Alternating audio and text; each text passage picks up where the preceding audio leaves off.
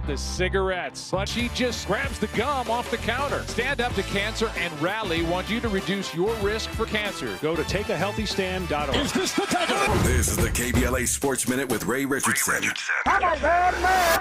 Two elimination games tonight in the NBA playoffs.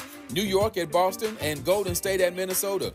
New York and Minnesota have 3-1 leads in their best-of-7 series. Boston, the number 2 seed in the Eastern Conference, goes home if they lose to New York tonight. The Celtics will be without their best player. Jason Tatum has surgery Monday to repair a ruptured Achilles tendon in his right leg. Major League Baseball Commissioner Rob Manfred lifted the lifetime ban on Pete Rose, baseball's all-time hits leader with 4,256. Rose was banned from baseball in 1984 for betting on baseball games as a player and manager. Rose, who died in 2024, is now eligible for the Hall of Fame. If you had a vote, would you vote for Rose to go into the Hall of Fame? Email your thoughts to ray@smileyAudiomedia.com. ray@smileyAudiomedia.com. No debates, no speculation, just the info you need. That's your KBLA Sports Minute. I'm Ray Richardson on KBLA Talk 1580. When the flames subside, who ensures that the stories endure? At KBLA Talk 1580, we're committed to preserving the voices that shape our community. We know people have short memories, and as long as this Black Talk radio station is on the air, we will not let Altadena be forgotten. We are honored to announce that the Altadena Historical Society will officially archive our recent town hall alongside every episode of Conversation Live Altadena Rising with James Farr. This is the show of record, the definitive source for tracking Altadena's roots, resilience, recovery, and reunion. These stories will now live on for students, scholars, researchers, and journalists seeking truth and legacy in the months and years to come. Because history isn't just made, it's honored, it's recorded, and it's passed forward. We're KBLA Talk 1580, and we've got your black.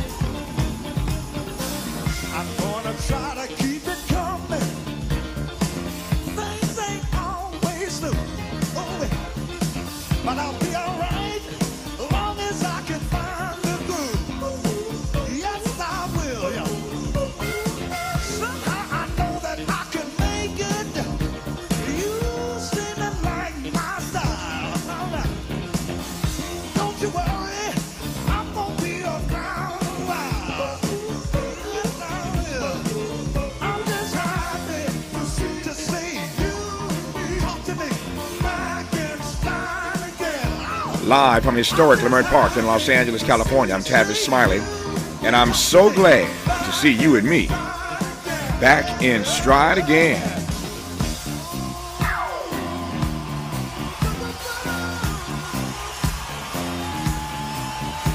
Before we get started with today's show, let me invite you to follow me on Facebook, that is, and Instagram, at The Real Tavis Smiley, and get updates on X, that's formerly Twitter, at Tavis Smiley. By the way, should you miss any part of today's program or want to catch up on previous shows, you can always visit thetavissmileyshow.com. That's thetavissmileyshow.com, or wherever you get your podcast, and listen to the Tavis Smiley podcast version of this live program at your leisure. Another great show on tap for you today in our second hour. Tonight, authorities say the alleged shooter planned it all.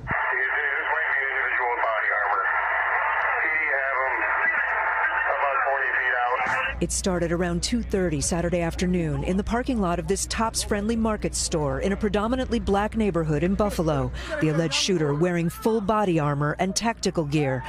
Neighbors watched it all in horror. There's a whole lot of shooting. It was just rapid. Just one after just kept going. And next, we came outside and it was just packed full of people. We saw, dead bodies. They were covered up. In all, 13 people were shot. 4 were store employees. 10 died. Aaron Salter was a father of 3 and a Buffalo police officer for 30 years. Tonight, he's being hailed as a hero. For the last 4 years, he worked as a security guard at the Tops. Salter tried to stop the gunman. Fired multiple shots, struck the suspect, but because he had heavily armored plating on, that bullet had no round. The suspect engaged our retired officer, and he was ultimately shot and deceased at the scene. He worked over 20-something years as a Buffalo police officer and lost his life at Tops. Disgusting to me. Another who died, 86-year-old Ruth Whitfield, who had stopped at the store after caring for her husband at his nursing home. After all the carnage, the alleged shooter threatened to take his own life, but then dropped his gun and surrendered to police. Saturday, he was charged with first-degree murder and pleaded not guilty. The lone gunman, armed with weapons of war and hate-filled soul, shot and killed 10 innocent people in cold blood. Today, raw emotion pouring onto the streets. People just wake up and come kill us whenever they feel like it, and that's not okay. We cannot allow this to destroy us. We cannot allow this. We cannot allow those people that are upset and mad about what happened to try to take their own vengeance either. A community united in grief. That audio is from NBC News 3 years ago today. A 19-year-old white supremacist named Peyton Gendron wreaked havoc at the Tops Friendly Market in Buffalo, New York, killing 10 African Americans. Political activist, nurse, and former progressive Buffalo mayoral candidate India Walton shares her reflections on that fateful day and the city's quest since the tragic shooting to find some semblance of justice. We'll talk to India Walton about what happened in Buffalo 3 years ago today in hour 2. In our third hour,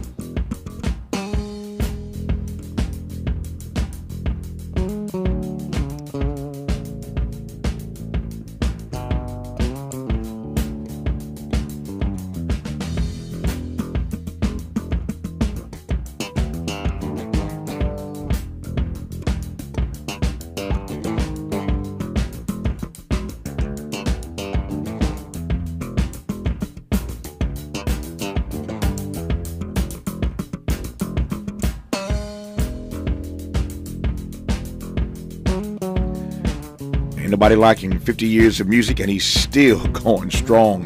In fact, he has a double album dropping this summer. The legendary jazz bassist, composer, and music icon Stanley Clarke comes in studio for a career conversation today in hour 3. I think I told you a week or so ago that I was on a plane headed to New Orleans. I had some meetings there. It just happened to coincide with the jazz festival.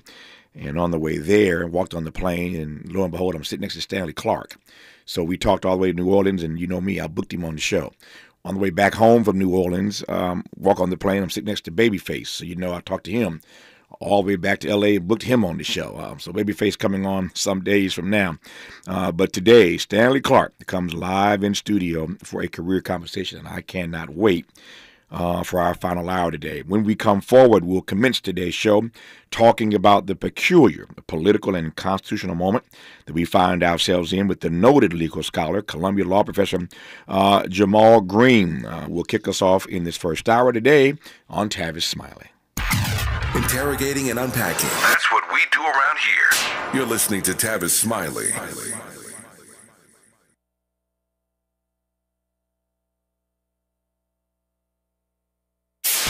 KBLA Talk 1580. We've got a lot to talk about. KBLA Talk 1580, connecting you with services and solutions. The Los Angeles Regional Food Bank is on a mission to fight hunger and provide nutritious food to those in need across our community.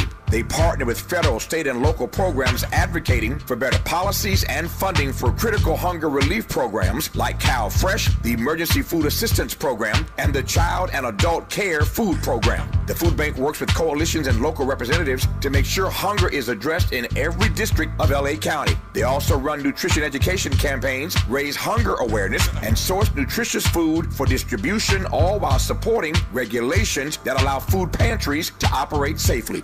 Want to help? Visit lafoodbank.org or call 323-234-3030 to volunteer or find a food bank near you. Together, we can ensure that no one goes hungry in Los Angeles County. This is a community call to action from KBLA Talk 1580. We asked seniors how to prevent Medicare scams. My best advice, if you get a phone call, do not talk to the person. These people are well trained. Don't talk to them. They don't know me. They're just trying to scam me. Don't be fooled. Hang up. Just hang up. Never give out your Medicare number. They're going to get your number to put in a false claim. If I get a call from someone, I don't pick up the phone. And should I pick up the phone and they ask for information, then I hang up. How do you detect Medicare fraud?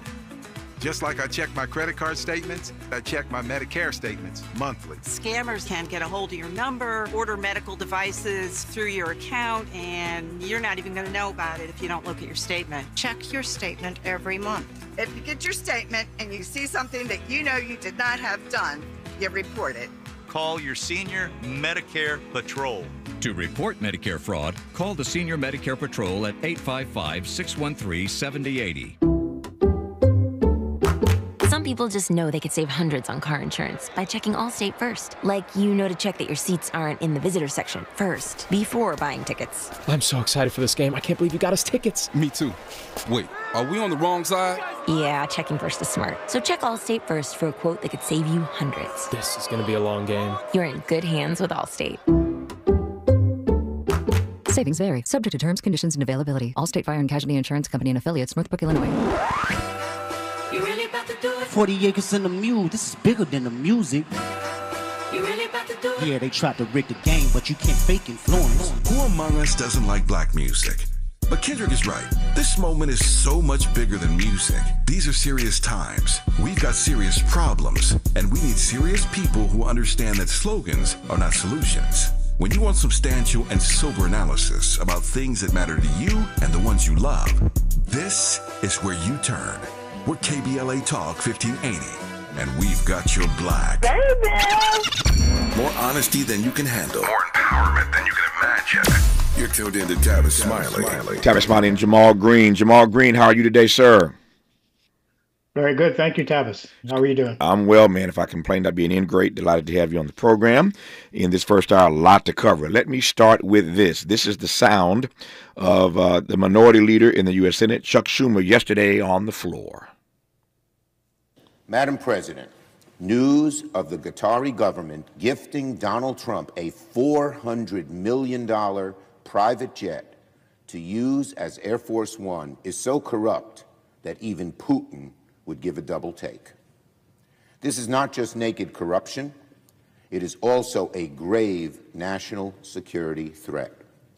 So in light of the deeply troubling news of a possible Qatari-funded Air Force One and the reports that the Attorney General personally signed off on this clearly unethical deal, I am announcing a hold on all DOJ political nominees until we get more answers. Considering past security disasters, such as the U.S. Embassy in Moscow, what are the security risks of this arrangement?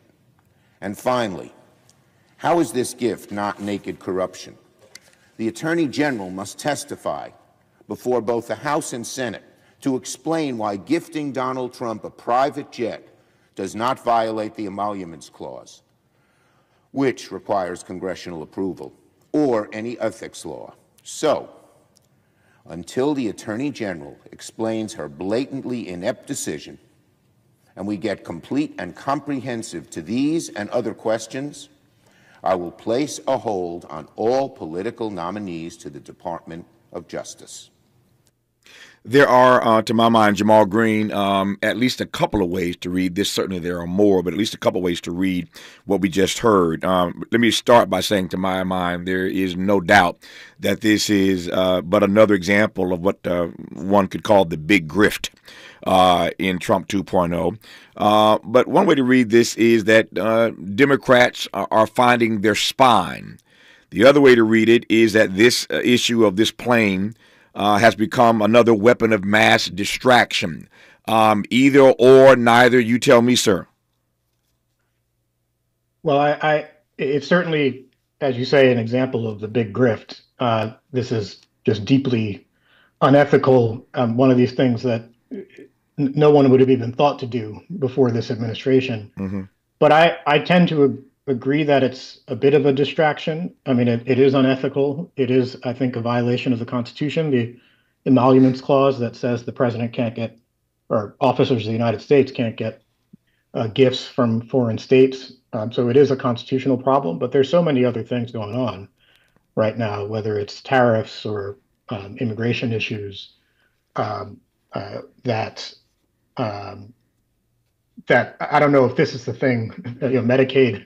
I'm not sure this is the thing where, if Congress is going to take a stand, that this is the one to take a stand on. Mm-hmm. I'm looking at a story now from NBC that turning this Qatari 747 into Air Force One, which is what the Attorney General and Donald Trump have suggested they're going to do with it, would cost $1 billion in taxpayer funds. And for that matter, take years to do. So the plane is worth about $400 million. That's the value of it. But it would cost, again, about $1 billion and take a few years to actually retrofit it as Air Force One. They give you a plane, that's nice, but there are all kinds of things that need to be done to that plane to make it safe enough for the president and his team and the media, et cetera, to fly on, namely security issues. But again, $1 billion minimal price tag plus years to retrofit this plane to turn it into what could be used as Air Force One. Just some data that I find interesting about this gift. I don't know if it's a gift, if it's worth $400 million and it cost you over $1 billion to make it work. I'm not sure that fits the definition of a gift. But again, I digress on that. What's fascinating to me, Professor Greene, given your response to my first question, is how in a moment like this, you said a moment ago, and you're right, that nobody before Donald Trump would have ever thought of something as absurd, as ridiculous as this. But here we are. And this is not the only example, again, of the big grift, but it's not also the only example of things that I would put in the category of weapons of mass distraction. He does this routinely, which raises this question, at least in my mind. How in a moment like this do we know what is a distraction and what's worth fighting over? Well, I think you have to think about who's actually being affected by something. Mm-hmm. This sort of thing is, again, it's unethical. We know he does all kinds of unethical things, engages in all kinds of corruption. But, when you think about immigration policy, when you think about tariff policy, when you think about what's going on in Congress right now with Medicaid, there are people who are being hurt right now, as we speak. Think about all these cuts to scientific and medical research, and people in Africa are getting cut off from their HIV/AIDS medication. There's just millions of people whose lives are in jeopardy, whose livelihoods are in jeopardy, and that's always going to be real. People who do constitutional law like I do, we get interested in the legal issues, and they are important. But if you're trying to sort of sort through what's important and what isn't important, I think you think about how many people is this going to directly affect. Mm-hmm. I guess by that definition, Chuck Schumer would argue that if it cost $1 billion to retrofit this, that's a cost to taxpayers. And to your point about who's being affected by it, that means us, obviously.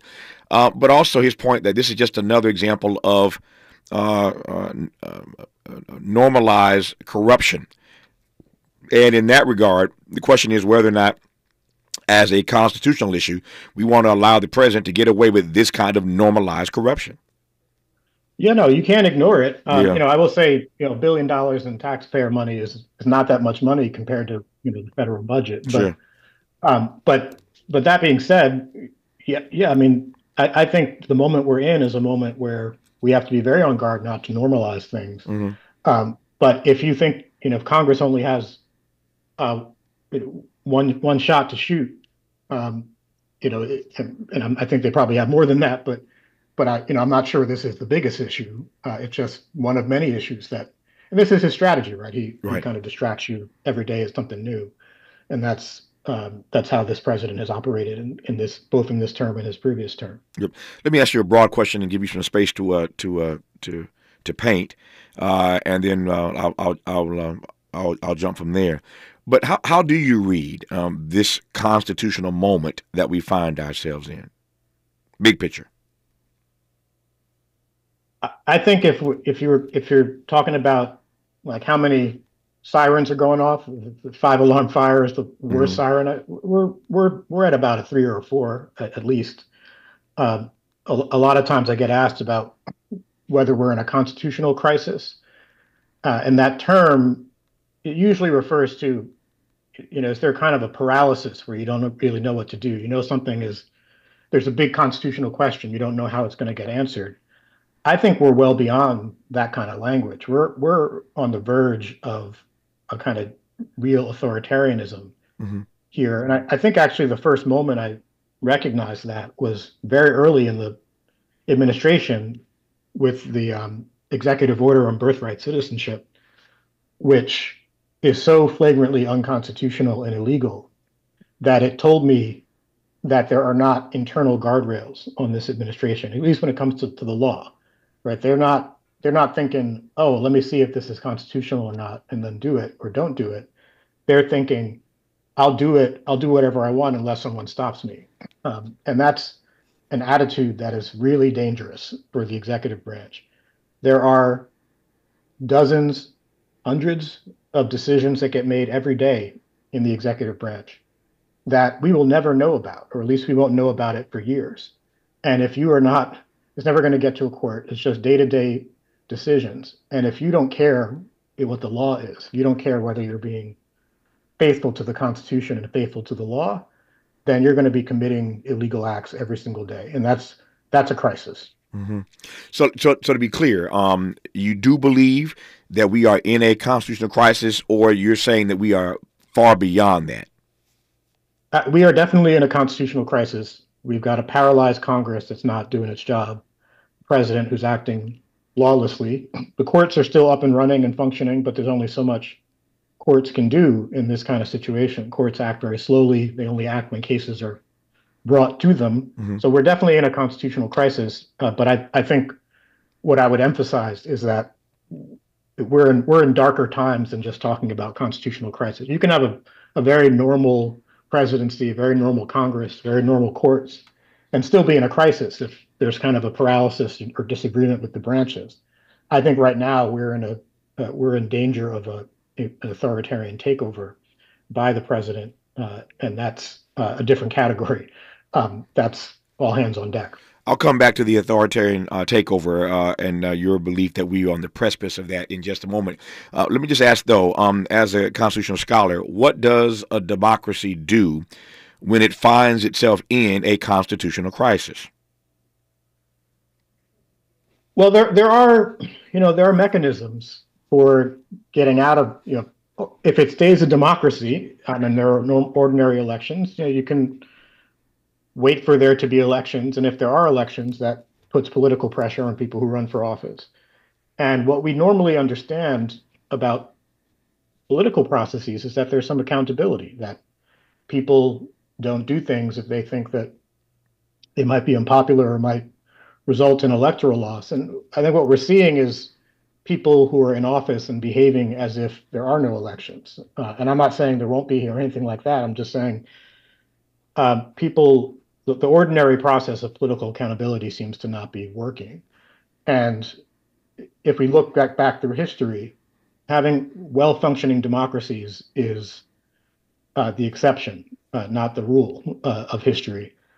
And so when you're in crisis and can't find your way out of it, what happens is you lose your democracy. And so that's what we're trying to struggle with right now, and trying to make sure that we maintain the institutions that have only been really functioning in a minimally acceptable way for a few decades. Yeah, I would never suggest, obviously, that a professor, a scholar of your intellect and your stature, is in any way being hyperbolic.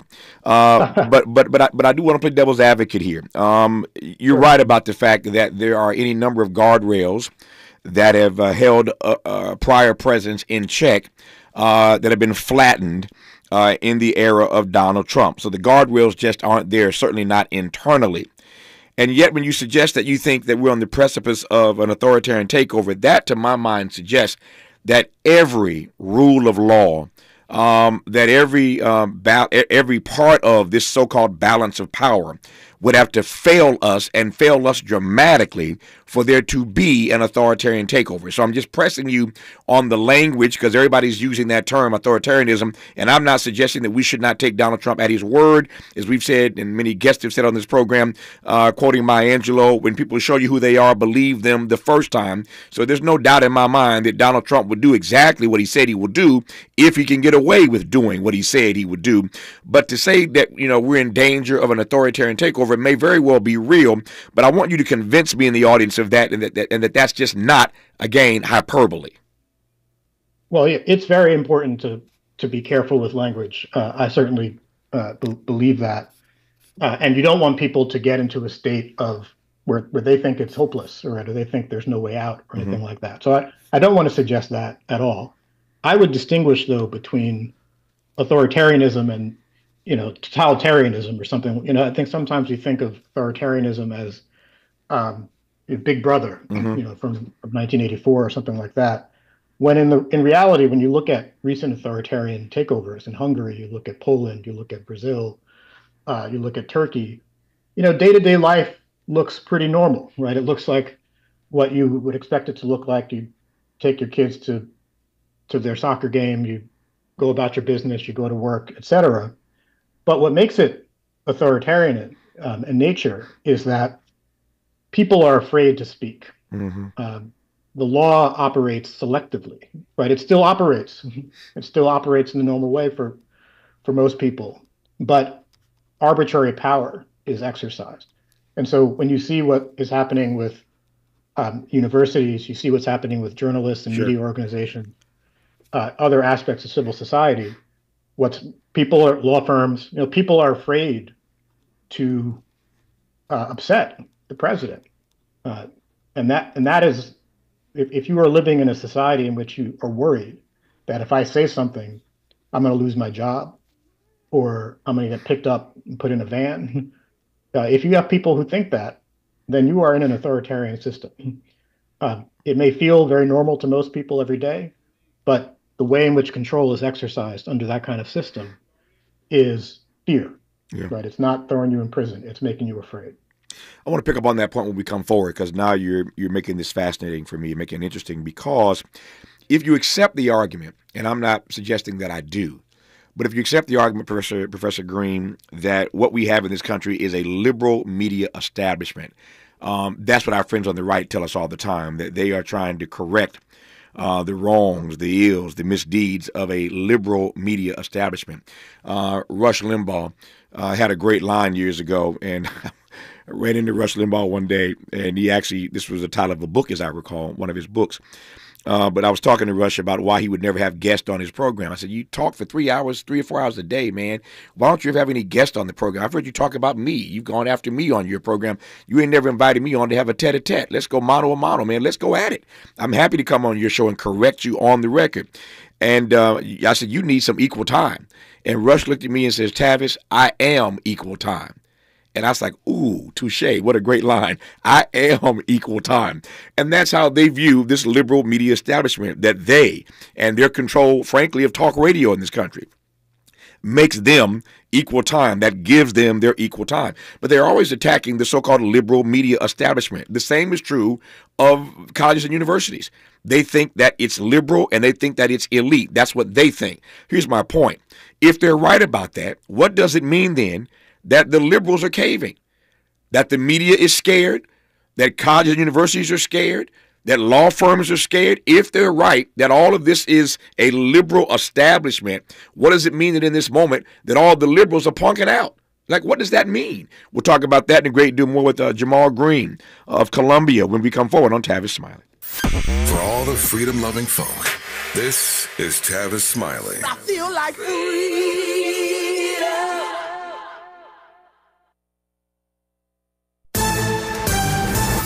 I'm Bree Wood with BIN News Now. Florida Governor Ron DeSantis is campaigning in Ohio for congressional term limits, believing the amendment is gaining momentum among states and will force Congress to act. Republican, Democrat, rich, poor, male, female, black, white, it doesn't matter. People support term limits. He also supports a balanced budget amendment for nonpartisan backing. Virginia Governor Glenn Youngkin vetoed a bill to count African American history courses toward high school graduation requirements. The bill aimed to offer students a choice between African American history and other history courses. Youngkin's spokesperson says students can still take African American history as an elective. And rapper Tory Lanez's team updated fans that he is now breathing on his own and in good spirits after being stabbed 14 times. Lanez, serving a 10-year sentence in prison for the 2020 shooting of Megan Thee Stallion, thanked everyone for their support. Get BIN News Now on demand 24/7 on the iHeartRadio app.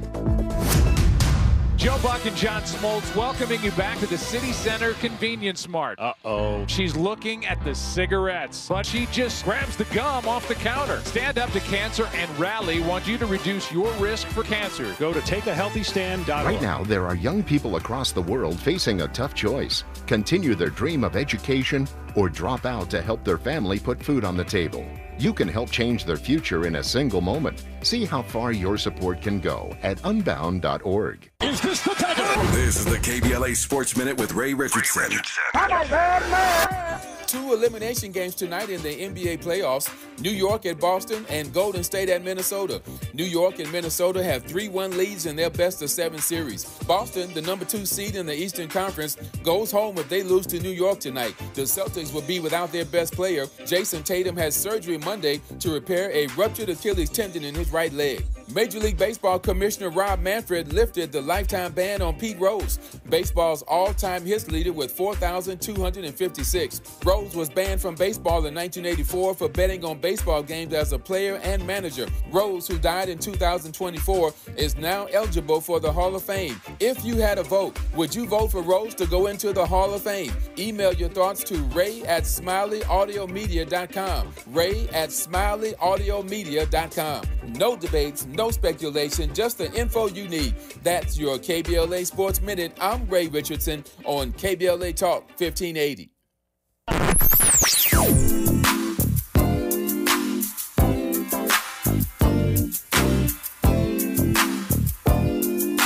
This is KBLA Talk 1580. Talk radio. That's music to your ears.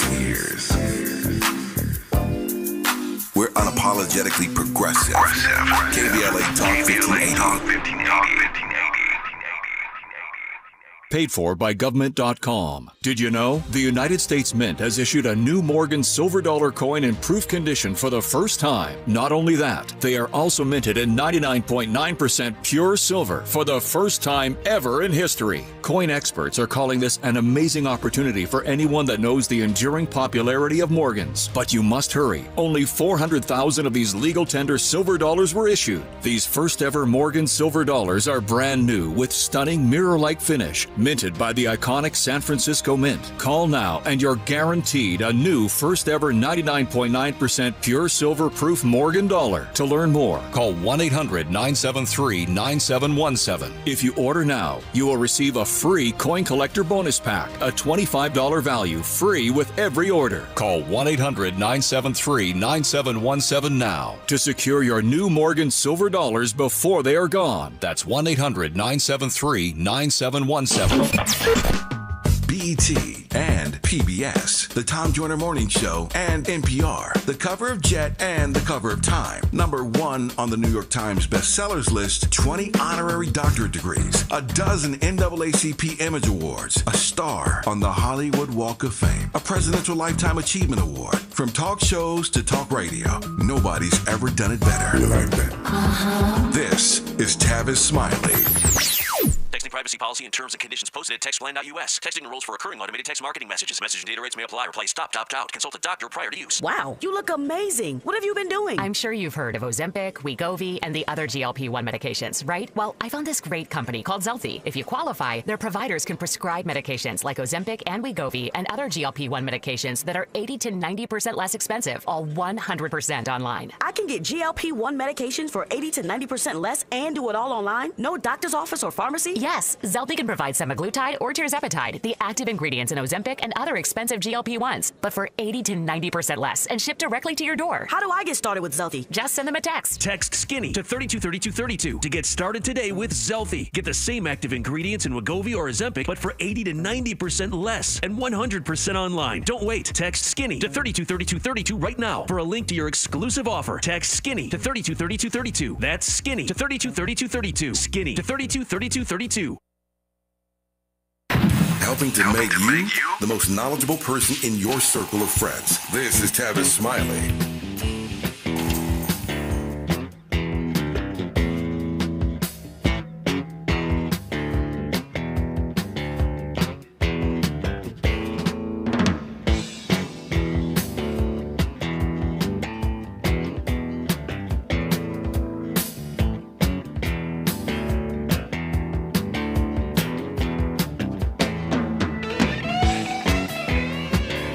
In our third hour today, the legendary bassist Stanley Clarke comes in studio.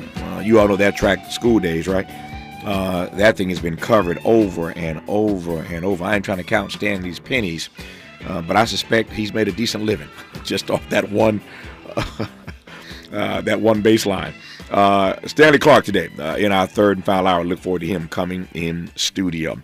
In this first hour, we continue our conversation with noted scholar, legal scholar, and professor of law at Columbia, Jamal Greene, who I'm honored to have on this program. Tomorrow, the Supreme Court will hear the birthright citizenship case. We'll talk about that, or let him talk about it in a moment.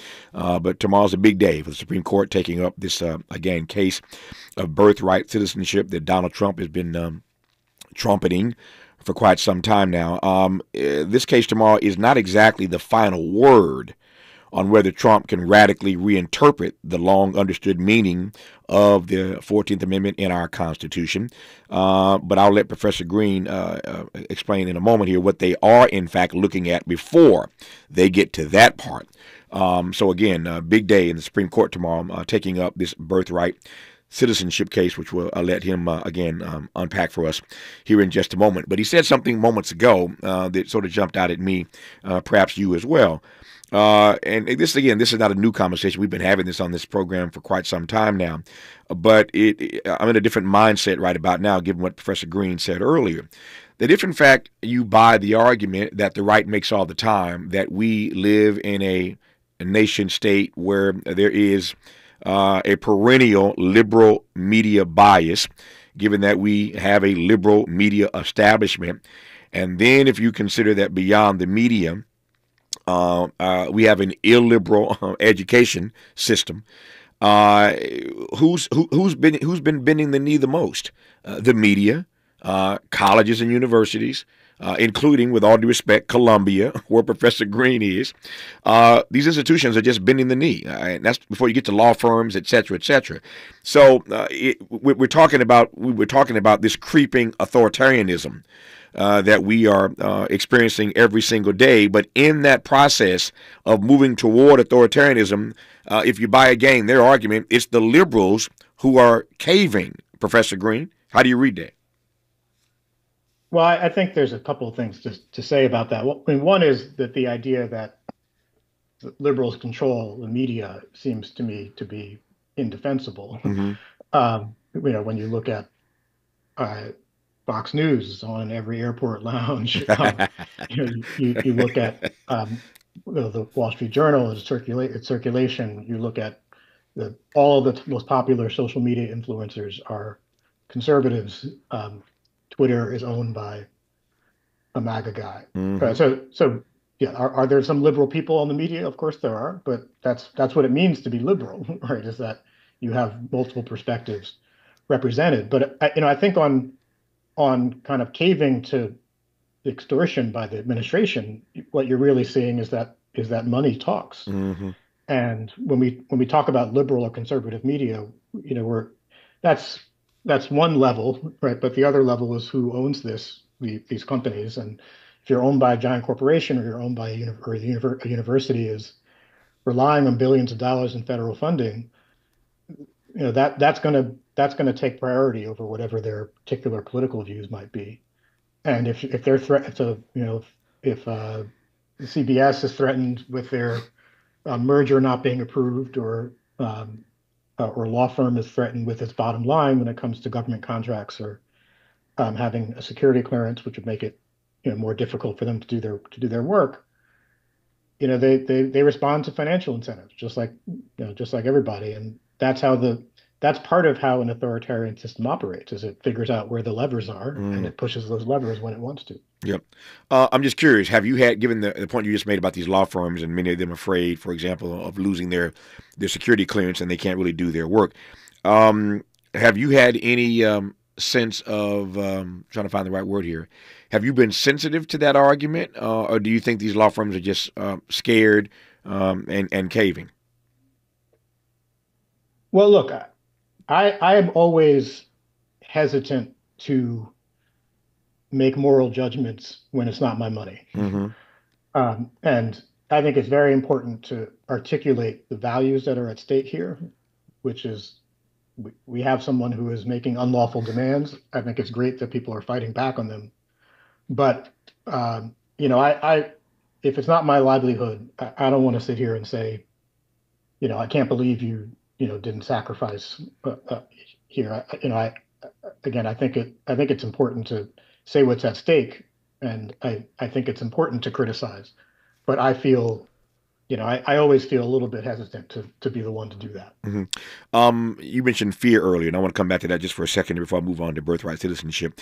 I think you're right that the fear in this country right now is, how might I put it? It's palpable. You can smell it, you can taste it, you can sense it. So the fear is as real as rain. As a matter of fact, this is getting ahead of myself, but I think you'll take my point. I don't usually put my business out like this, but I'm working on a major project, a documentary series that we are in the process of bringing to life. You hear more about it somewhere down the road.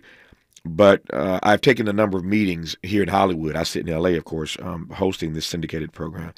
And I've been taking a number of meetings of late, and I have been just gobsmacked, and I mean this sincerely, gobsmacked by the fear and trepidation, even in Hollywood, of producing certain projects right about now.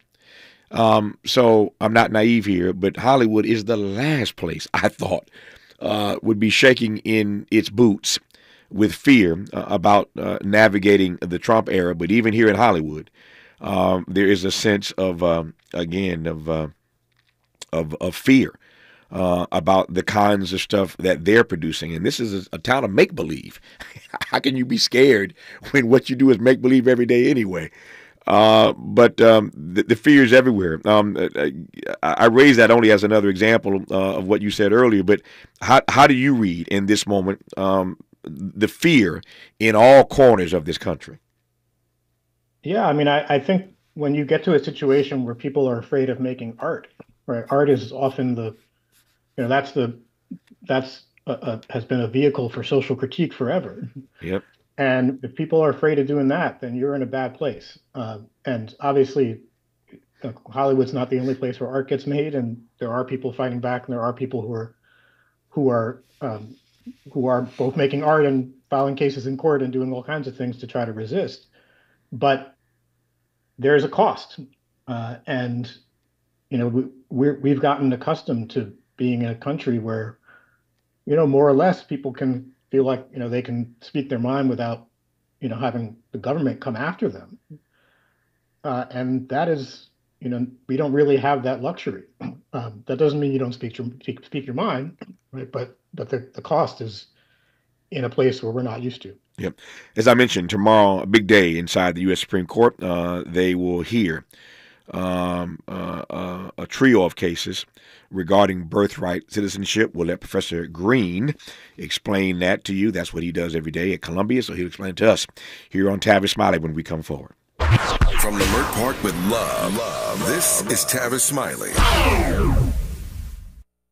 Make a move into a home of your own. With City National Bank's Ladder Up Home Loan Grant, you could receive up to $20,000 that you never need to pay back. Use it toward your down payment, save on closing costs, or to buy down your mortgage rate. Find out more at cnb.com/ladderuphome. City National, here for every stage of the journey. Property must be in a qualifying market in California, New York, or New Jersey. Additional terms and conditions apply. Not all applicants will qualify. Terms are subject to change without notice. City National Bank is an equal housing lender. Member FDIC. NMLS number 536994. 1 2 You ready? Somebody make some noise in this joint. KBLA Talk 1580 celebrates its 4th anniversary this year on Juneteenth. Here we go again. Hard to believe 4 years has gone by so fast. Oh my God. But here we are, still standing, still loving and serving our people as best we can. Yeah, that's what I'm talking about. To celebrate our 4th anniversary, we have 4 big events, and you're invited to all of them. She got a lot to say. Let's do this. Let's get it on.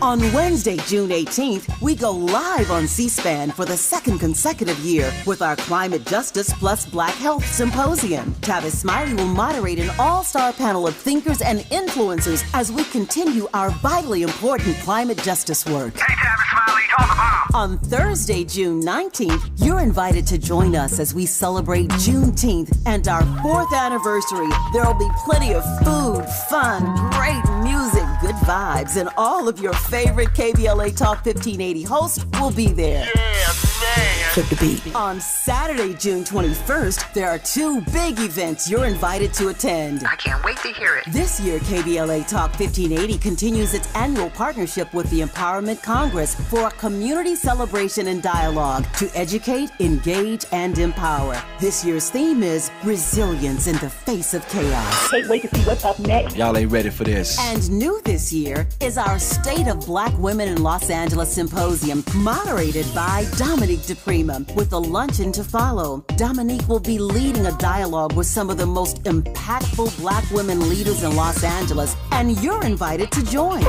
This is it. All of these events are free, but seating is limited, so you must register in advance at our KBLA1580.com website, where you can find all the details you need about each event. Check it out. It's our 4th anniversary, and we would love to celebrate it with you. I love you guys so much. There's nothing you can do about it. We're KBLA Talk 1580. The only black talk radio station west of the Mississippi. Thank you for having our black. Happy anniversary, KBLA! We love you. Love you.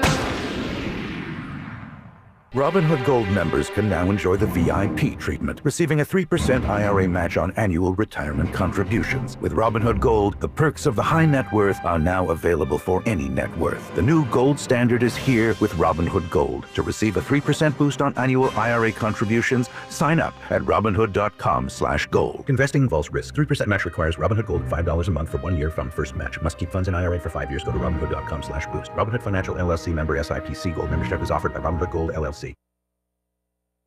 Made fresh daily in Lamert Park, Los Angeles, California. You're listening to Tavis Smiley. Tavis Smiley and constitutional law professor Jamal Greene out of Columbia. Okay, I mentioned earlier that what the Supreme Court is doing tomorrow is not really the final word on whether Donald Trump can interpret as he would like to. Radically interpret the meaning, the long-standing meaning, the long-understood meaning of the Constitution's 14th Amendment. But they are taking this case up tomorrow. Professor Greene, so tell me what they are doing tomorrow. So yes, you're right. It's not a final ruling on the merits of the question, although, as you say, the merits I think are pretty clear. But the question that the court will take up tomorrow is really where will the court's rulings that this is unconstitutional take effect, right? So this has been challenged in a number of courts. There are 3 different trial level courts or district courts that have put in place what are called universal injunctions, or sometimes called nationwide injunctions, so that the executive order, the president's executive order, is invalidated across the whole country. And what the government has gone to the Supreme Court to get a ruling on is whether the courts, the lower court orders should only be in effect as to the particular plaintiffs who sued in those courts. And those plaintiffs are 22 states, basically your blue states, 22 states, plus some immigrants' rights organizations in Maryland. So it's really a question of, is it going to be limited to just those 22 states and just those particular organizations and the people they represent? Or is it going to be a so-called universal injunction that keeps the executive order from going into effect nationwide? And this matters quite a lot because the Supreme Court probably is not going to hear the ultimate merits of the case until the fall, if they hear it at all. Mm-hmm. And so over the summer, when the Supreme Court doesn't sit, the question is, if you're in Texas, which is one of those 20, it's not one of those 22 states, are the rules about birthright citizenship going to be different in, 28 of the states than they are in the other 22 states, which would create a lot of chaos. Yeah. So obviously we can't live in a so-called democracy where that happens.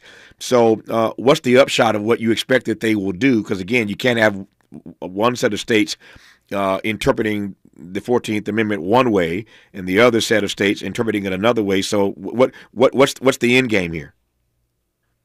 I wish I knew what the court was going to do here. As you say, it is, if there's any case for a universal injunction, this is a very good case for it. We're going to create chaos, different citizenship rules in different states. And it's also, the people who bring these kinds of lawsuits, we were just talking about fear, right? They're doing that at incredible risk to themselves. But if you're someone who doesn't have status, you're going to go and sue the federal government. So part of the issue here is, do you make people who are in a very vulnerable situation go bring a lawsuit to challenge an executive order that, any sensible person would say is obviously unconstitutional, and make them do that in every single state is really impractical. But the Supreme Court has been, at least some members of the court have expressed some real skepticism about individual judges asserting the kind of power that they need to assert in order to bind the government across the whole country. And it is an extraordinary thing for a court to do. But on the other hand, this executive order is an extraordinary thing for the president to do. Yeah. So this is a very unusual situation. When we come forward in our remaining moments with Professor Jamal Greene, I do want to ask him what this hearing tomorrow and the ruling that will come out of this hearing, whatever that is, what would put, let me phrase it the right way, what decision coming out of tomorrow would make it perhaps more likely or not that the Supreme Court will hear the real case this fall that would give Donald Trump potentially the answer he's looking for on how to interpret the 14th Amendment as he would like. So what can we be looking for that might give us a clue that they will be willing or not willing to hear or not hear this case in the fall? And a follow-up to that, but we'll start with that when we come forward on Tavis Smiley. Helping to stretch your moral and political imagination. This is Tavis Smiley.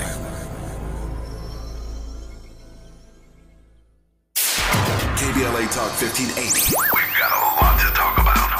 KBLA Talk 1580 reminds you that we keep us safe. The Live Your Life organization mentors young women, helping them break negative mindsets and see beyond their surroundings. Through career exposure and hands-on training, they're encouraged to think big, stay focused, and make positive choices. Founded by Nikisha Mama Boo Smith, who transformed her life to become a community leader. Live Your Life is changing lives, but they need your help. They're raising funds to keep their new building open and expand their programs. Your donations will support food, clothes, hygiene products, and holiday giveaways. Visit liveyourlife32.com. That's LIVEYOLIFE32.com to help today. This is a community call to action from KBLA Talk 1580. If you're like me, 60 and retired, making ends meet, especially here at the supermarket and drugstore, is tough. I'm so blessed to have found benefitscheckup.org. It's a free and confidential website from the National Council on Aging that connected me to $1,200 a year in programs that help pay for food, medicine, utilities, and more. Maybe it can help you. benefitscheckup.org. You know where you want to go in life, and City National Bank can help. City National knows the dedication it takes to build your vision for the future into a reality, and our team is here for you. We have a wide range of options to help, from personal savings accounts to interest-bearing money market savings accounts and more. all designed to help you get where you want to go. City National, here for every stage of the journey. Learn more at cnb.com. City National Bank is a subsidiary of Royal Bank of Canada. Member FDIC. It's never too early to start talking about money in realistic ways with your kids. JP Morgan Chase navigates how to educate your kids now about creating long-lasting, healthy money habits. Whether your kids are in elementary school, high school, or college, now is a great time to start a conversation about ways to create healthy money habits as they grow, ultimately benefiting their financial future. Talking about money in a realistic way to support your kids' lifestyle and dreams, your first banking account geared towards high school or college. It's never too early. Explaining the basics, what you earn and what you spend, building financial confidence starts with getting organized. Learning and practicing vital money skills now will stay with them for life. Tools they will have to stay on top of their finances and achieve their goals. This segment is sponsored by JP Morgan Chase.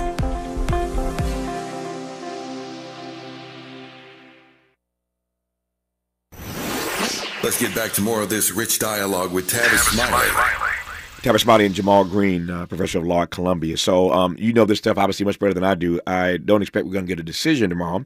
Tomorrow is the actual hearing on this birthright citizenship case. But in the days ahead, whenever this ruling is to come, what can we be looking for that might give us a clue, Professor Greene, as to whether or not they will tee up an opportunity for them to hear the central issue, the central question that Donald Trump really wants addressed about how we will, into the future, define what the 14th Amendment actually means when it comes to birthright citizenship? Well, one of the key issues in this case is really how much time is the court going to buy itself? If they allow these universal injunctions to stand, then they do buy themselves some time. That just preserves the status quo. It's been the status quo for more than 100 years, more than 150 years. So that would preserve the status quo. If they overturn these, then that's going to create quite a lot of chaos, and they're going to have to resolve that chaos very quickly. Mm-hmm. I think one thing to really look for tomorrow is how much of a signal do the justices who are kind of in the ideological middle of the court, which is still very conservative, but the ideological middle of the court, Chief Justice Roberts, Justice Kavanaugh, Justice Barrett, are they going to send a signal that on the merits, this is just an easy case? Are they going to send a signal that, you're just barking up the wrong tree here, which I think could really lower the temperature of this issue. Mm-hmm. if it was clear as of tomorrow that you're not going to get anyone in the middle of the court to entertain the kind of argument the Trump administration is trying to put forward here. So I say all the time to this audience, and you know this because you teach this stuff every day, that it's worth reminding ourselves that the Supreme Court chooses the cases it wants to hear. It's their prerogative. They choose the cases they want to hear. So if they want to make a statement, then they pick a case that they want to hear, and they make their statement. Donald Trump has said that he believes he has the votes on the Supreme Court to redefine, if you will, birthright citizenship as we have known it. Can you imagine any reason why they would want to hear this case in the fall?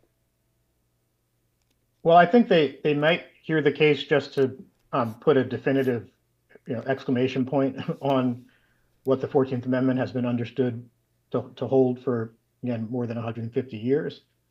I would be extremely, we have a very, very conservative Supreme Court, but I'd be extremely surprised if even a couple of members of the court adopted this argument. It's inconsistent with how the Constitution has been understood for a very long time, how federal law has operated for a long time. You'd be surprised at Alito and Clarence Thomas doing that? Surprise might be too strong. Yeah. But it would not surprise me if it was 9-0.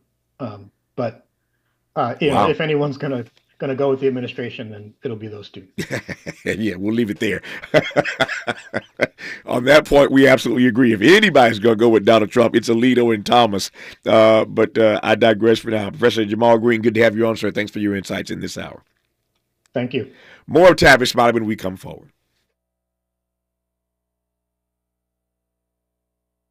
KBLA 1580 Santa Monica.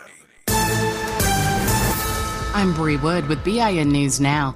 Florida Governor Ron DeSantis is campaigning in Ohio for congressional term limits, believing the amendment is gaining momentum among states and will force Congress to act. Republican, Democrat, rich, poor, male, female, black, white, it doesn't matter. People support term limits. He also supports a balanced budget amendment for nonpartisan backing. Virginia Governor Glenn Youngkin vetoed a bill to count African American history courses toward high school graduation requirements. The bill aimed to offer students a choice between African American history and other history courses. Youngkin's spokesperson says students can still take African American history as an elective. And rapper Tory Lanez's team updated fans that he is now breathing on his own and in good spirits after being stabbed 14 times. Lanez, serving a 10-year sentence in prison for the 2020 shooting of Megan Thee Stallion, thanked everyone for their support. Get BIN News Now on demand 24/7 on the iHeartRadio app. Joe Buck and John Smoltz welcoming you back to the City Center Convenience Mart. Uh-oh. She's looking at the cigarettes, but she just grabs the gum off the counter. Stand Up to Cancer and Rally want you to reduce your risk for cancer. Go to takeahealthystand.org. Is this the takeover? This is the KBLA Sports Minute with Ray Richardson. I'm a bad man. 2 elimination games tonight in the NBA playoffs. New York at Boston and Golden State at Minnesota. New York and Minnesota have 3-1 leads in their best-of-7 series. Boston, the number 2 seed in the Eastern Conference, goes home if they lose to New York tonight. The Celtics will be without their best player. Jason Tatum has surgery Monday to repair a ruptured Achilles tendon in his right leg. Major League Baseball Commissioner Rob Manfred lifted the lifetime ban on Pete Rose, baseball's all-time hits leader with 4,256. Rose was banned from baseball in 1984 for betting on baseball games as a player and manager. Rose, who died in 2024, is now eligible for the Hall of Fame. If you had a vote, would you vote for Rose to go into the Hall of Fame? Email your thoughts to ray@smileyAudiomedia.com. ray@smileyAudiomedia.com. No debates, no speculation, just the info you need. That's your KBLA Sports Minute. I'm Ray Richardson on KBLA Talk 1580.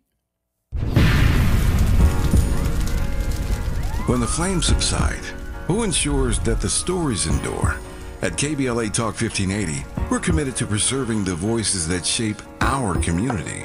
We know people have short memories, and as long as this Black Talk radio station is on the air, we will not let Altadena be forgotten. We are honored to announce that the Altadena Historical Society will officially archive our recent town hall alongside every episode of Conversation Live Altadena Rising with James Farr. This is the show of record, the definitive source for tracking Altadena's roots, resilience, recovery, and reunion. These stories will now live on for students, scholars, researchers, and journalists seeking truth and legacy in the months and years to come. Because history isn't just made, it's honored, it's recorded, and it's passed forward. We're KBLA Talk 1580, and we've got your black.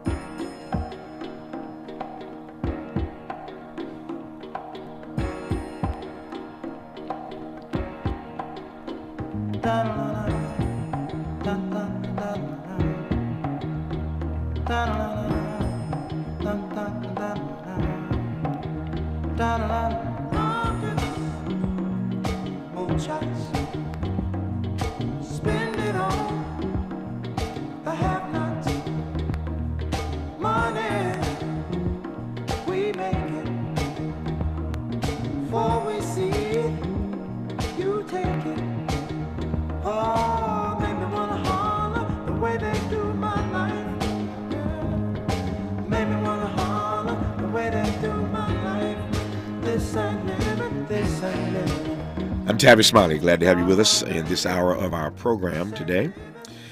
And in this hour, a conversation about what happened 3 years ago today in Buffalo, New York. A 19-year-old white supremacist named Peyton Gendron wreaked havoc at the Tops Friendly Market in Buffalo, killing 10 African Americans.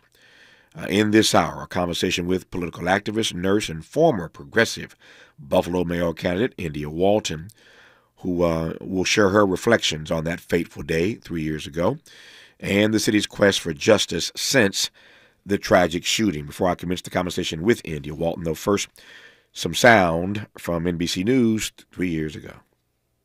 Tonight, authorities say the alleged shooter planned it all.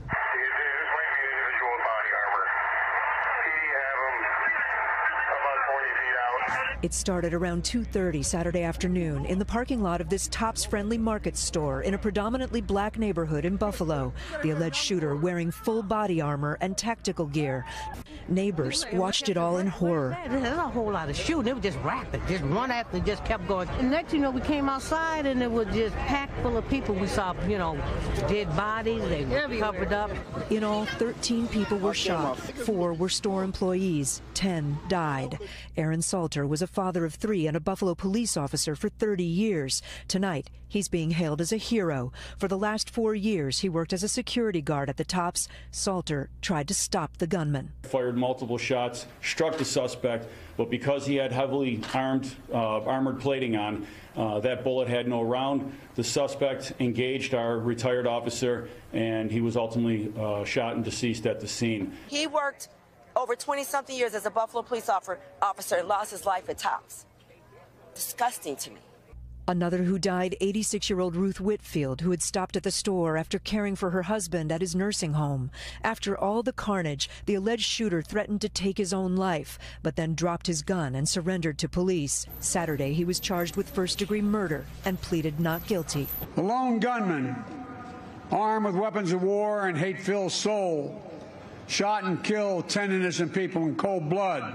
Today, raw emotion pouring onto the streets. People just wake up and come kill us whenever they feel like it, and that's not okay. We cannot allow this to destroy us. We cannot allow this. We cannot allow those people that are upset and mad about what happened to try to take their own vengeance either. A community united in grief. India Walton, for starters, it's good to have you back on this program. Wish under different circumstances, but I'm delighted to have you back. How are you today?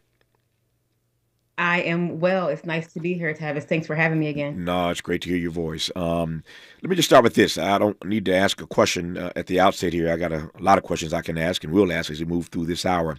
But it has been 3 years ago today that the country witnessed this tragedy. It gripped Buffalo. It gripped the nation. We'll talk about the black community and their expectation and their journey 3 years later. But just give me your thoughts at the outset of this conversation 3 years after this massacre in your hometown. Yeah. It seems like just yesterday. Every day is just a blip in time, but I'll say the same thing that I said 3 years ago when I asked, which is I want to see what happens when the cameras go away. Mm-hmm. When the trauma tourism is over, when the fanfare fades, what happens to all these promises of anti-racism and investment and, a stronger Buffalo and all this Buffalo love that we were supposed to feel. And from my vantage point, and I think many others who live where I live, which is in the community surrounding Tops on Jefferson Avenue in Buffalo, not much has changed. So the Buffalo love never materialized? You know what? Buffalo love has always existed among the people who live in neighborhoods. Mm-hmm. But the folks who make the decisions, the people who have the resources to really change the conditions that created this fishbowl that allowed a predator to come in and find where he could find 80% of the black population in Buffalo and knew that grocery store was going to be full of black folks, those people have not shown much Buffalo love. Mm-hmm. How segregated is the city of Buffalo? It's very. We call Main Street the Great Wall. And if you are east of Main Street, that is where you can find people of color. That's where you find lower incomes. That's where you find housing insecurity and all manner of things that we know are systemic issues that occur in Black communities all over this country. Yeah. Just getting started in this conversation with India Walton. I've got a whole lot of questions for her, and thankfully she has answers, as you can tell. So it's going to be an interesting hour, I think, an empowering hour, even as we talk about what happened tragically in Buffalo. These 10 precious African-American souls sacrificed as the result of white supremacists at 19 years of age coming in and causing this kind of damage and death and destruction. So for the hour, we are delighted to have India Walton. You're listening to her right now, and I'm glad about it, on Tavis Smiley. From California to the Carolinas, Everybody's listening to Tavis. More when we come forward.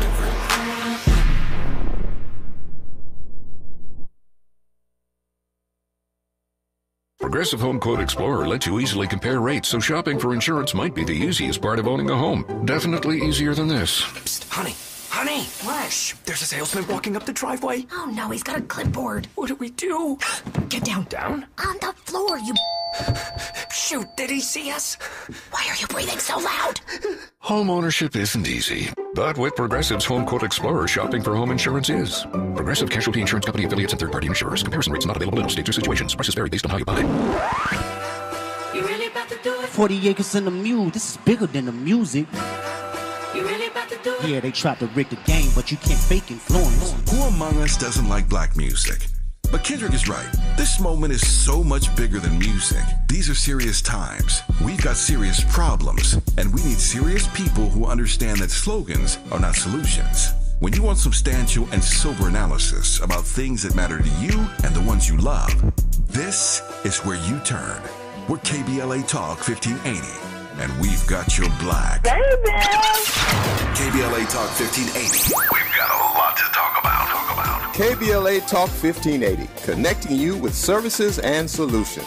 Worried about eviction? You have rights, and Stay Housed LA can help. Stay Housed LA is a partnership between LA County, the City of Los Angeles, and local service providers. From Lancaster to Long Beach, we're here to help you with tenant education workshops, legal clinics, free legal services for eligible tenants, and online resources about tenant protection laws. Don't face eviction alone. Call our hotline at 1-888-694-0040. That's 1-888-694-0040. Or visit stayhousedla.org. Stay Housed LA, keeping Los Angeles residents in their homes. Stay Housed LA, your rights, your home, our community. This is a community call to action from KBLA Talk 1580. We asked seniors how to prevent Medicare scams. My best advice, if you get a phone call, do not talk to the person. These people are well-trained. Don't talk to them. They don't know me. They're just trying to scam me. Don't be fooled. Hang up. Just hang up. Never give out your Medicare number. They're going to get your number to put in a false claim. If I get a call from someone, I don't pick up the phone. And should I pick up the phone and they ask for information, then I hang up. How do you detect Medicare fraud? Just like I check my credit card statements, I check my Medicare statements monthly. Scammers can get a hold of your number, order medical devices through your account, and you're not even going to know about it if you don't look at your statement. Check your statement every month. If you get your statement and you see something that you know you did not have done, you report it. Call your senior Medicare Patrol. To report Medicare fraud, call the Senior Medicare Patrol at 855-613-7080. Sometimes he fails at fitting in, But we're okay with that. You're inside the Tavis Smiley Show. You are indeed with India Walton, former Buffalo mayoral candidate, progressive candidate, who defeated in the Democratic primary the long-time incumbent mayor. And then things went a little haywire. But I'm pleased to have Indy on. She is a nurse and a political activist of the highest order, and delighted again to be in conversation with her. I'll get to the politics of this in a moment. But let me continue on the line that Indy and I were discussing moments ago, and that is what has and has not changed 3 years since this tragic shooting of these black folk at the Tops supermarket in Buffalo. We all recall that day. I'll recall it for as long as I live, and I don't even live in Buffalo. But it was just so stark. And we've seen this happen, of course, more times than we can count during the civil rights era. But this continues unabated, whether you're talking a church in South Carolina or a supermarket in Buffalo, in upstate New York.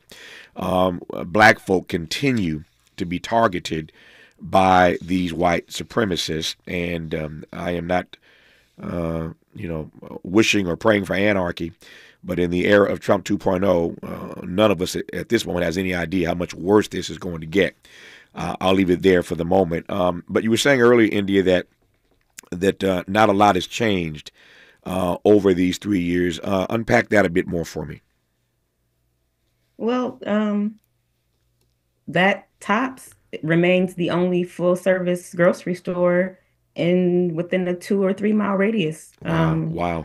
There have been some ethnic stores that have popped up, but I mean, there's not another major retail grocery store in 3 years that has not happened. I mean, that neighborhood and the level of investment when we talk about infrastructure and improvements to housing and retrofitting and thinking about climate change and climate justice. I mean, after the tragedy on Jefferson happened, we had a horrible storm in the winter where, almost 40 people died because we live in some of the oldest housing stock in the nation and people can't afford to get new roofs and windows and insulate their homes, and just simple, easy things that it doesn't cost a whole bunch of money to do are not being done. And instead we get I don't even know what to call what we get, right? Like a McDonald's truck pulling up, giving out burgers, or, bags of food every now and then, which that's okay. But charity is not equity. Yeah. Charity doesn't change anything. Giving away something doesn't take away decades of disinvestment and redlining and racism and educational oppression. It doesn't. Mm-hmm. No, you're right. Charity is not equity, and for that matter, charity ain't justice either. Charity is neither equity or justice, and we are simpatico. We agree in that regard. No naivete here in asking this, and Buffalo is but one example. This program, thankfully, is heard in cities literally all across the country, from California to the Carolinas, and I could just talk about any number of cities in the states in which this program is heard, where this question would be apropos. But since we're talking about what happened in Buffalo 3 years ago, again, no naivete here, but what is your read of the lack of investment in this particular African-American community in Buffalo, even after this tragic shooting 3 years ago? What's behind this lack of investment? There is no political will.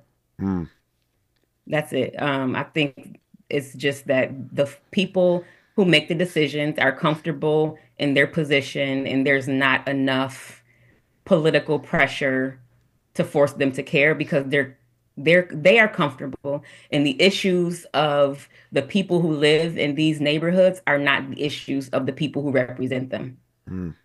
Right? I mean, for example, the median income in Cold Springs, the neighborhood that Tops is located in, is probably around $22,000, but the city council person that represents that district makes $72,000 a year working a part-time job. So while we have folks who are reliant on that Tops, who don't have a vehicle to go to the suburban grocery stores, we have a person who represents them who most likely doesn't shop in that Tops. We have an acting mayor who definitely doesn't shop in that Tops, has probably never even been inside. What kind of demands? It's one thing for the political apparatus to fail you.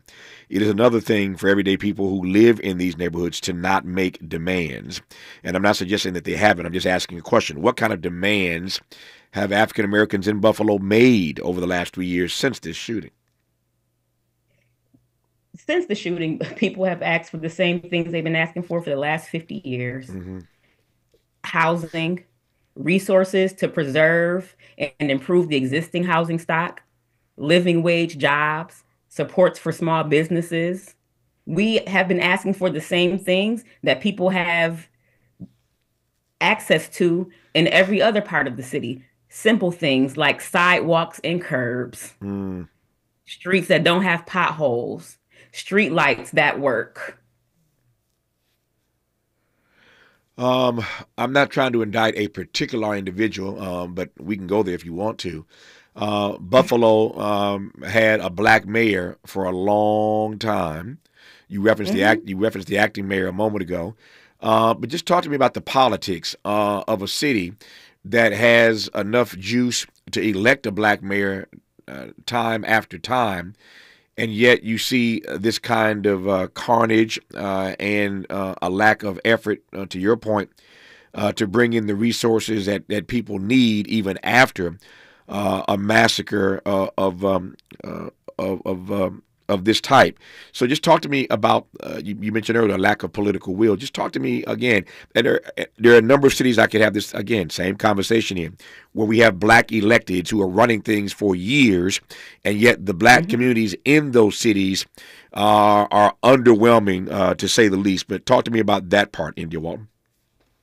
Yeah, and without getting too philosophical about this, right? I think that when you get into the political class, and I believe that a lot of people go into it believing they're going to change the system from the inside out and get consumed by it. So rather than them seeing themselves as agents of change, it becomes a job that they are trying to keep.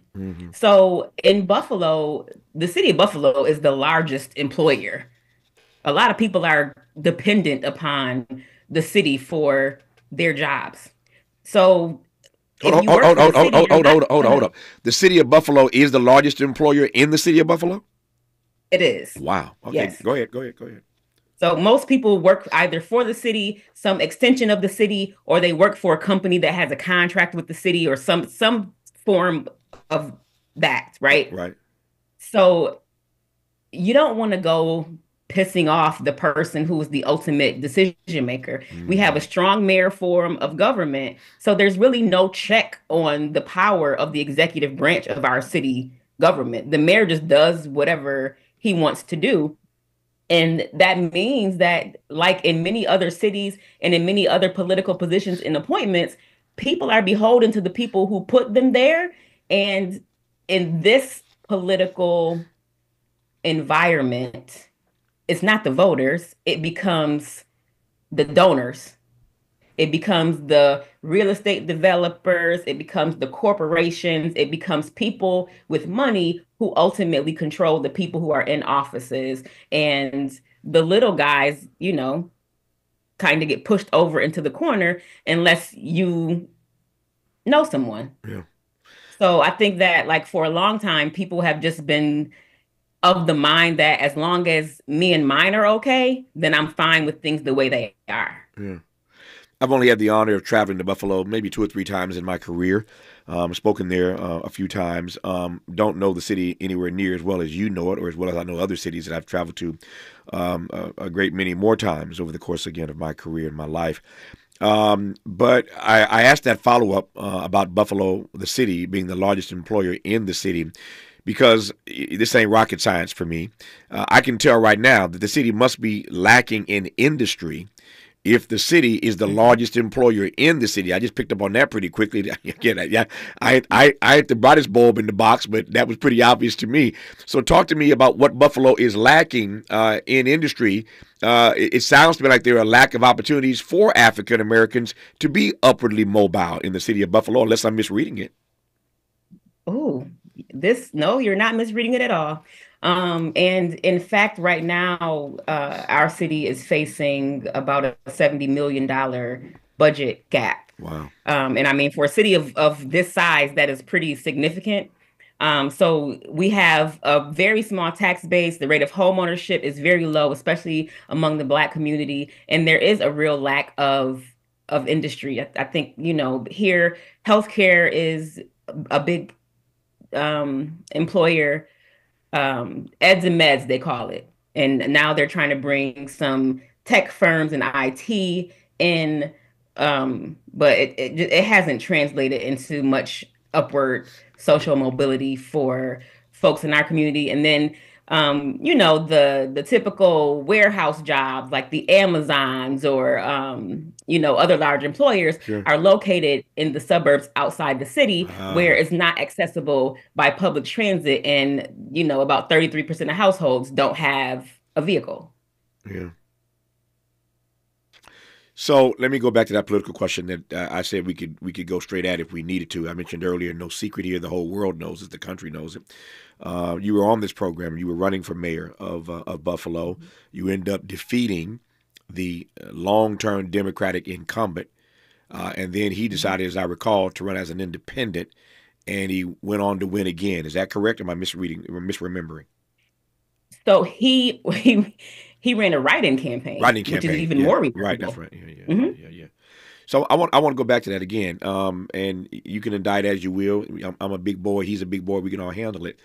But I'm just trying to understand how a black community that elects a black mayor for that many consecutive years finds itself in this particular situation. And I recognize just having a black mayor doesn't mean that they have a magic wand to fix everything wrong with the black community.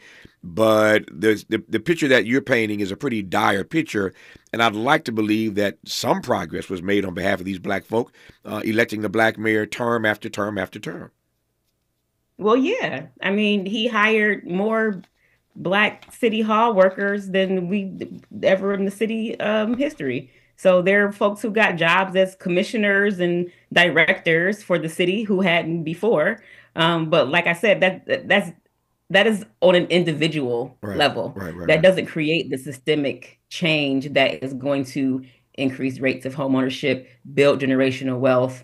I mean, there are policies that, something as simple as the way the city disposes of city-owned land, right? The city of Buffalo is also the biggest holder of vacant and abandoned land and property in the city, and does not readily sell it to people who want to take it, like individuals, rehab it and fix it. They wait until a larger developer comes or it goes to the highest bidder, so it becomes increasingly unaffordable for regular average Joes who want to get in on things like that. So, and then the other thing that I would say is about the write-in campaign. Because I lost during the general election, it wasn't that I no longer appealed to the Democratic base, right? They activated the very racist, hyper-capitalist base of folks who just didn't want to see anything different. I get that. To your point about land, I want to go back to that right quick, though, because we are talking in this hour with India Walton, former mayoral candidate in Buffalo, noted activist nationally. She is also a nurse, has been for years. I'll get to that part of her backstory and how that ties in to what happened with this massacre, or around this massacre 3 years ago today in Buffalo. We all recall 10 African Americans murdered. That's what we're talking about in this hour, 3 years to the day later. But you're talking about land. And it's not just that these black people were not given what they were promised 3 years ago. And there were a lot of promises made. None of them kept, basically. So it wasn't just that, but to add insult to injury, or to pour salt into the wound, if you will. Residents in this community were outraged just 2 years ago. Now, the massacre happens 3 years ago. But just 2 years ago, Erie County officials, that's where Buffalo is, Erie County, tried to approve a $2.5 million plan to buy land in Buffalo to build a multi-million-dollar correctional facility. You heard me correct. Let me say that again. These black people 3 years ago were made all kind of promises. You heard India say that top store is still the only grocery store in a multiple mile radius. So there are all kind of promises made. Again, people are still waiting on those promises to be fulfilled. But what officials did try to do is to build a correctional facility in this same area. Now that, again, is the quintessential definition of insult to injury, salt in the wounds. I digress on that for now. When we come forward, I'll let India respond to that. And share her POV. And there's more to cover. As I mentioned, she's a nurse. It is fascinating 3 years later to be reminded that Peyton Gendron, the 19-year-old white boy who stalked this supermarket and killed these 10 people, wounding a few others, was held in a mental health institution for 20 hours the year before he went to Buffalo and was behind this massacre. He said then that he wanted to murder and commit suicide. He said he wanted to commit murder and suicide, was held for 20 hours and then released. India is a nurse. You see where I'm going when we come forward on Tavis Smiley. This is getting good. Yeah, man. Tavis Smiley continues when we come forward.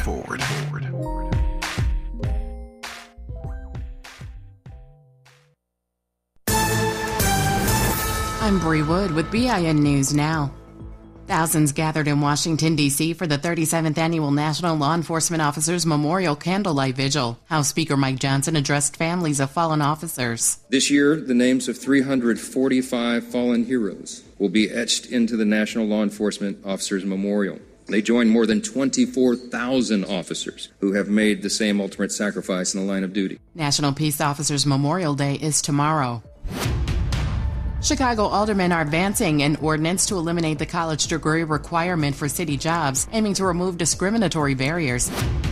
And dozens of Palestinians reportedly died in overnight Israeli strikes on Gaza. Ceasefire talks continue today in Qatar with U.S., Egyptian, and Qatari mediators. U.S. Envoy Steve Witkoff says he sees a genuine chance for progress.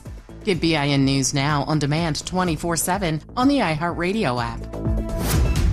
Joe Buck and John Smoltz welcoming you back to the City Center Convenience Mart. Uh-oh. She's looking at the cigarettes, but she just grabs the gum off the counter. Stand Up to Cancer and Rally want you to reduce your risk for cancer. Go to takeahealthystand.org. Is this the takeover? This is the KBLA Sports Minute with Ray Richardson. Two elimination games tonight in the NBA playoffs. New York at Boston and Golden State at Minnesota.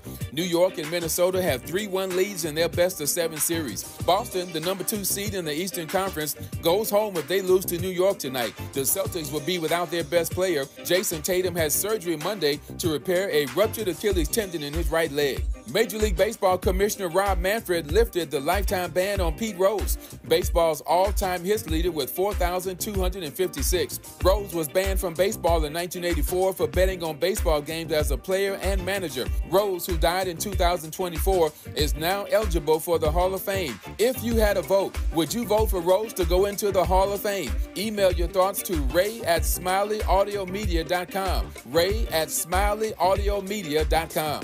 No debates, no speculation, just the info you need. That's your KBLA Sports Minute. I'm Ray Richardson on KBLA Talk 1580. We've got a lot to talk about. Hi, I'm Zoe Williams, a.k.a. the Voice of Reason, encouraging you to join me weekdays from 7 to 9 p.m. for the world's most intriguing relationship radio roundtable. Every night, I facilitate and encourage our loyal listeners to participate in the most engaging relationship discussions you'll hear anywhere. So make it a point to rendezvous with me, Zoe Williams, the Voice of Reason, Monday through Friday, 7 to 9 p.m. Pacific Standard Time. Trust me, your relationships will never be the same. The VOR is on fire tonight. Unapologetically progressive. KBLA Talk 1580. We've got your black.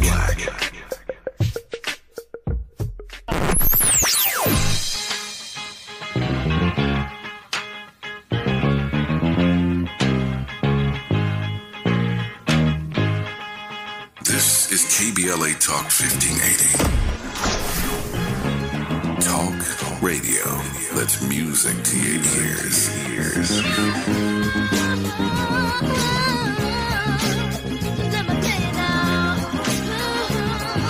We're unapologetically progressive. KBLA Talk 1580. Paid for by government.com. Did you know? The United States Mint has issued a new Morgan silver dollar coin in proof condition for the first time. Not only that, they are also minted in 99.9% pure silver for the first time ever in history. Coin experts are calling this an amazing opportunity for anyone that knows the enduring popularity of Morgans. But you must hurry. Only 400,000 of these legal tender silver dollars were issued. These first ever Morgan silver dollars are brand new with stunning mirror-like finish, minted by the iconic San Francisco Mint. Call now and you're guaranteed a new first ever 99.9% pure silver proof Morgan dollar. To learn more, call 1-800-973-9717. If you order now, you will receive a free coin collector bonus pack, a $25 value, free with every order. Call 1-800-973-9717 now to secure your new Morgan silver dollars before they are gone. That's 1-800-973-9717. BET and PBS, the Tom Joyner Morning Show, and NPR, the cover of Jet and the cover of Time. #1 on the New York Times bestsellers list, 20 honorary doctorate degrees, a dozen NAACP Image Awards, a star on the Hollywood Walk of Fame, a Presidential Lifetime Achievement Award. From talk shows to talk radio, nobody's ever done it better. You like that? This is Tavis Smiley.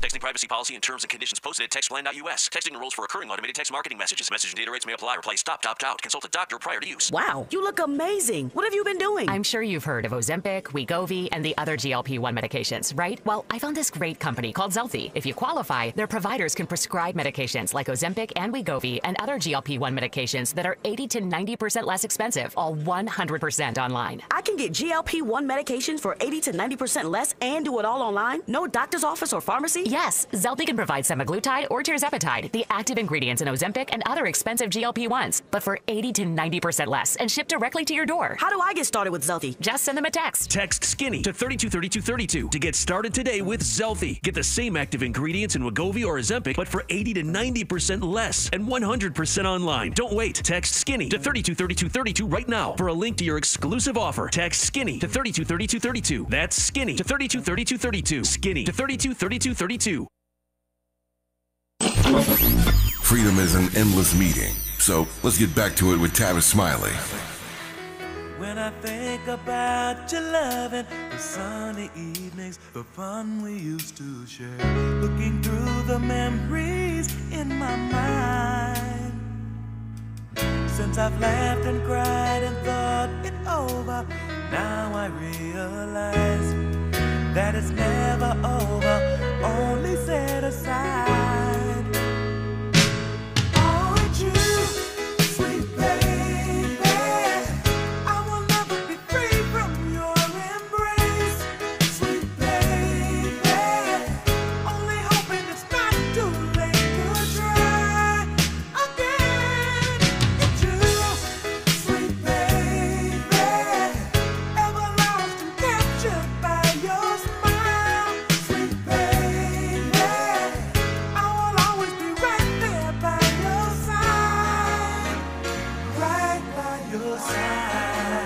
The great bassist Stanley Clarke joins us live in studio in our final hour today. Love that track with he and George Duke. So Stanley Clarke making his way into the building to join us live in studio in our final hour today. We continue our conversation in a moment with India Walton as we look back 3 years ago today on that tragic shooting at the Tops supermarket in Buffalo, where 10 African Americans were killed. Many others wounded. And before I go forward, I want to just call the names. I believe in calling the names of these precious black folk who lost their lives 3 years ago at the hands of a 19-year-old white supremacist who'd been released a year earlier from being held for 20 hours when he said then that he wanted to murder and commit suicide. They held him for 20 hours. They let him go. And then months later, he stalks this supermarket in Buffalo and kills these 10 African Americans: Roberta Drury, Margus Morrison, Andre McNeil, Aaron Salter, Geraldine Talley, Celestine Cheney, Haywood Patterson, Catherine Massey, Pearl Young, Ruth Whitfield. Those are the 10 African Americans who lost their lives that day at the Tops supermarket. And so we are, again, honored to have India Walton, former mayoral candidate for Buffalo, New York, noted national political activist, and she happens to also be a nurse, has been for many years, And so I'm going to tap into all her expertise for the rest of this hour. So I mentioned a moment ago, actually Indy was mentioning a moment ago, that 3 years later, all the promises, no surprise here, sadly, regrettably, all the promises made to these black folk in Buffalo 3 years ago, for the most part, none of those promises have been kept. But again, the insult is that while not keeping the promises made to do better and to be better, and to deal with infrastructure and, again, more grocery stores, more of the resources that communities like this need, while not keeping their promises to do that, here's what they did, they, being elected officials, tried to do.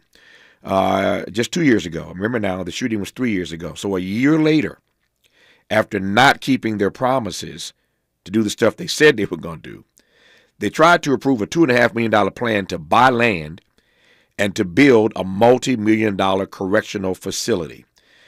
I don't have a language for that, India Walton. Maybe you do. Talk to me. What's that saying? On par for the course? Yeah. Yeah. I mean, this is what they do. And I mean, even now, you know, there's a new police training facility going up that they're spending $5 million on. There was a market downtown that failed, that they wasted our American Rescue Plan dollars on, money that was allocated to help people in pandemic recovery for poor and struggling people and small business owners. They gave to a rich person who don't even live in Buffalo. Mm-hmm. His business failed and he walked away with $500,000 of our money in his pocket. They used most of the other money to plug budget holes while denying cultural institutions and nonprofits that actually help people on the ground critical funding for them to continue operations. This place is something else. Yeah, when I saw that story, preparing for our conversation today, that they tried to build this correctional facility, but couldn't deliver on the other promises, it made my skin crawl. But I'll leave that where it is. I mentioned a little bit a few moments ago that this shooter, Peyton Gendron, had been held months earlier in a facility because he was threatening murder and threatening suicide. They held him for 20 hours at a mental health institution. They released him. And then months later, he stalks this supermarket in Buffalo and shows up 3 years ago today and murders 10 people, 10 black people, and injures others. As I mentioned earlier, you are a nurse, and I'm not trying to make you a mental health expert, but how do you read that reality, India Walton? He should have never had access to guns. Mm-hmm. And I think that even a person with no background in healthcare should be able to figure that out.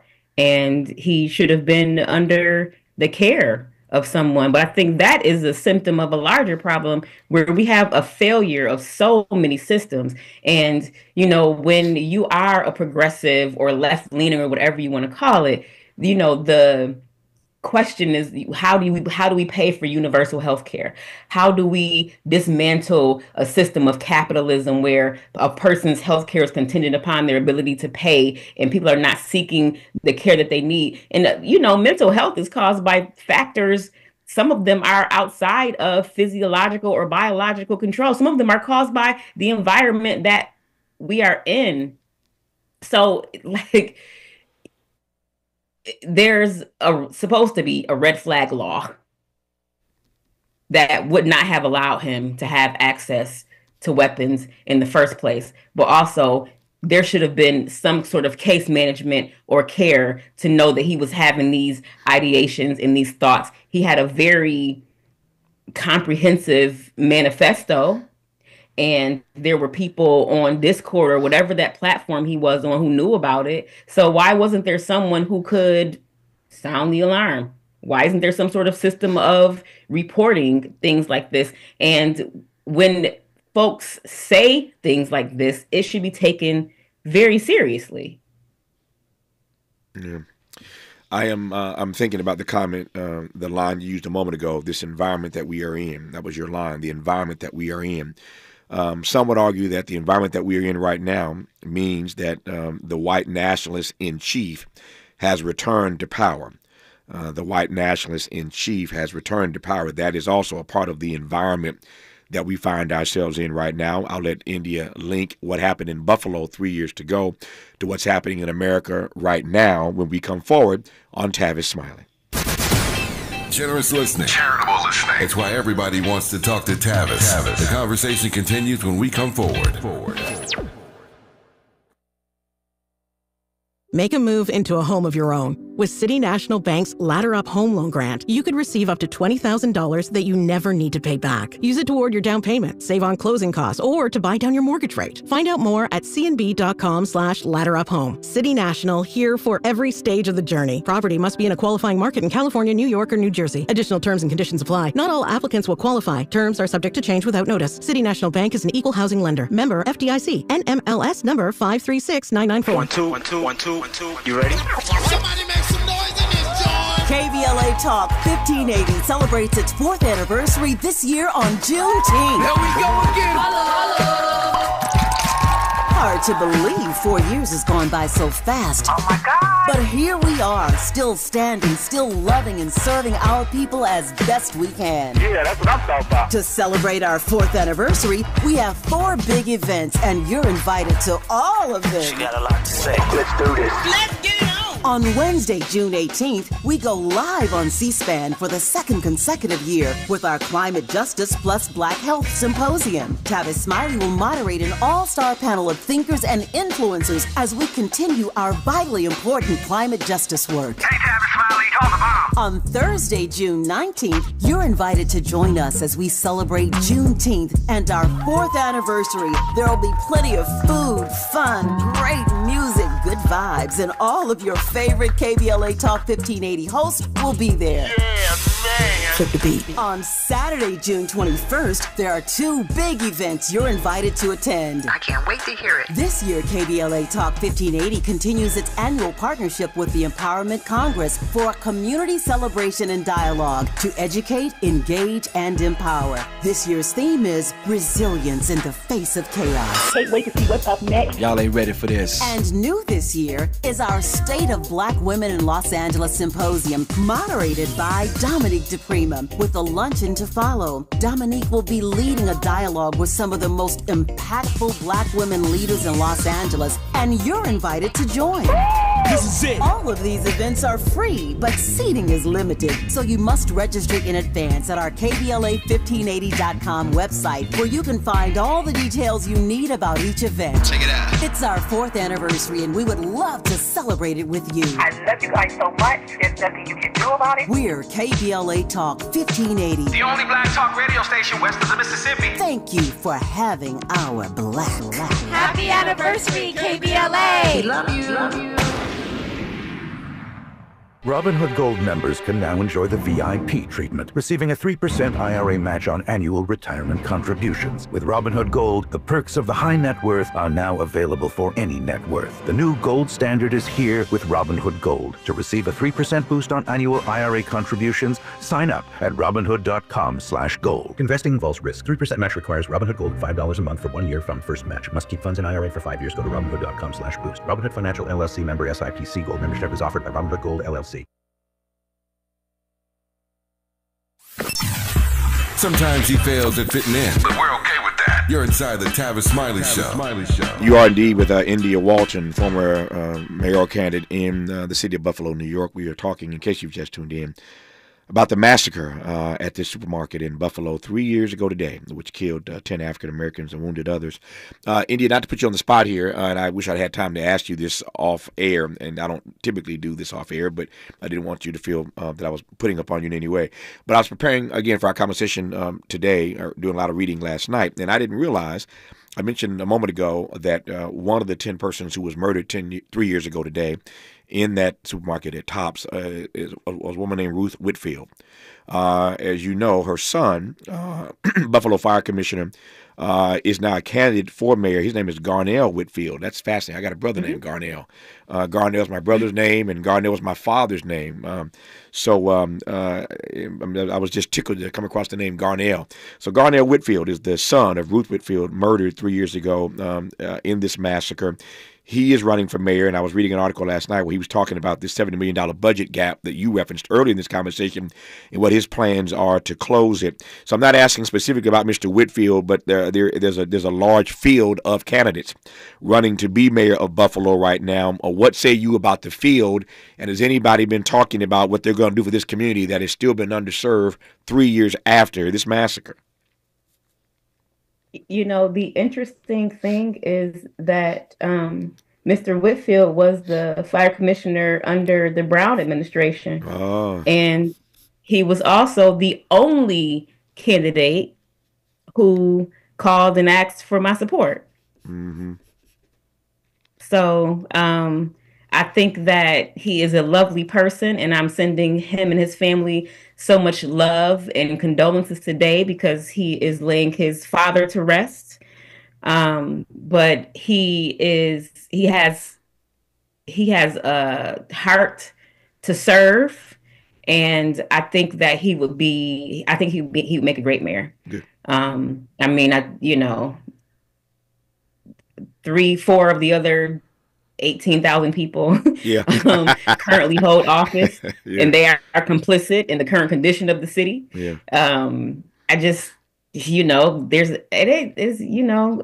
Tavis, for me, there's not too much to be excited about right now. Yeah. So, but I think our best chance is with Garnell, if I had to choose.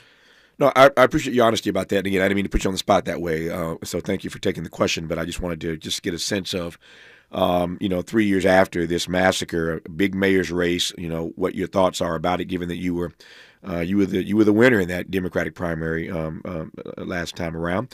And again, honored to be in conversation with India Walton. When we come forward, in our remaining moments with her, I do want to get to that question that I posed, or at least teed up moments ago. In this moment, the white nationalist in chief, as many call him, has returned to power. We're talking about the rise of white nationalism in this country as evidenced by what happened in Buffalo 3 years ago today when those 10 precious African-American souls were sacrificed because of the Peyton Gendron's issues that had already been detected months earlier when he was being held for mental illness, and that didn't stop him from getting access to weaponry, and did not stop him from targeting these black people in Buffalo. And so we commemorate their deaths 3 years later, but want to talk about the moment that we find ourselves in with Donald Trump in the White House, with again the rise of white nationalism in this country. We'll close on that with India Walton when we come forward on Tavis Smiley. Why does Tavis say when we come forward? Because he's not going back. And you don't have to go back either. Forward ever, backward never. More of Tavis Smiley when we come forward.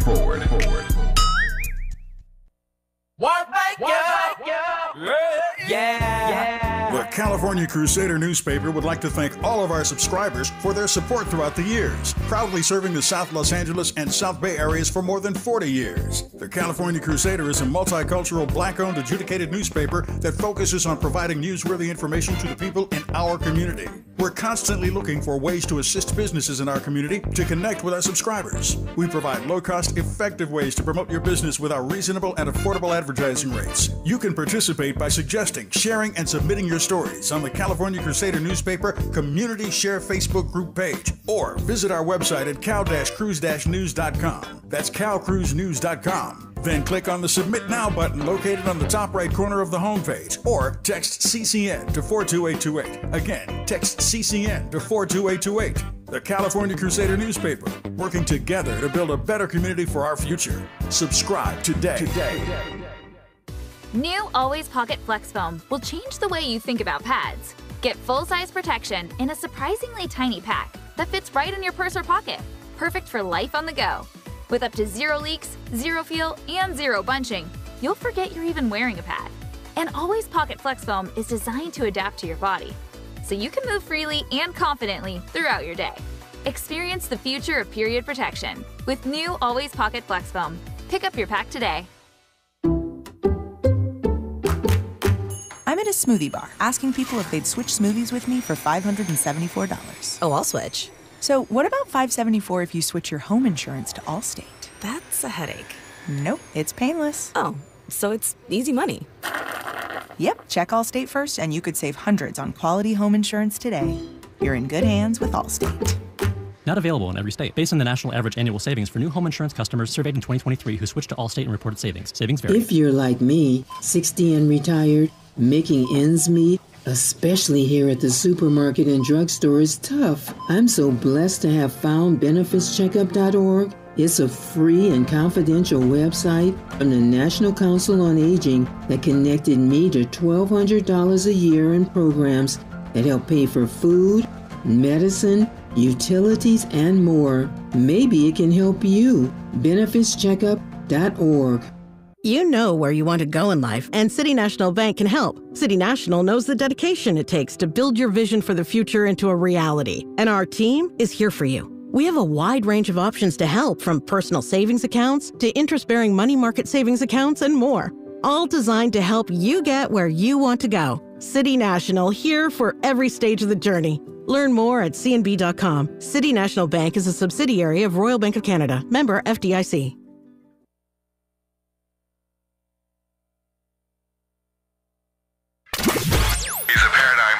And the top-rated African-American talk show host in the nation, according to Talkers Magazine. You're tapped in with Tavis Smiley right now.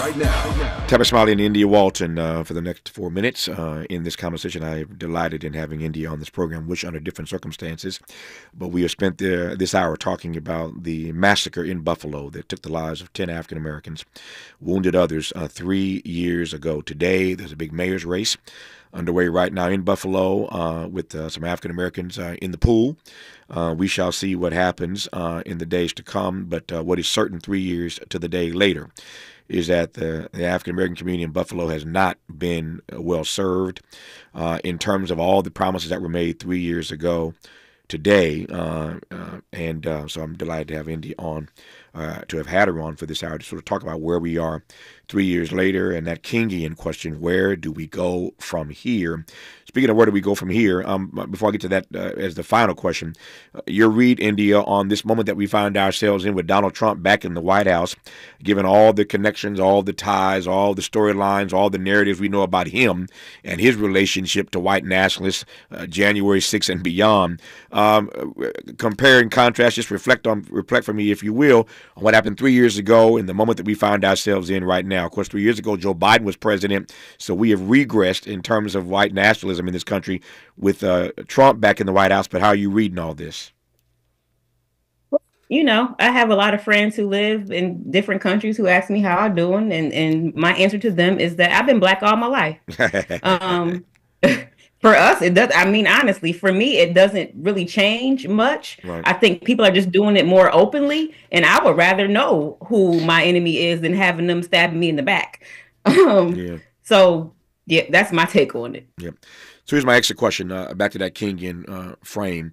Where does Black Buffalo go from here 3 years after this tragic massacre?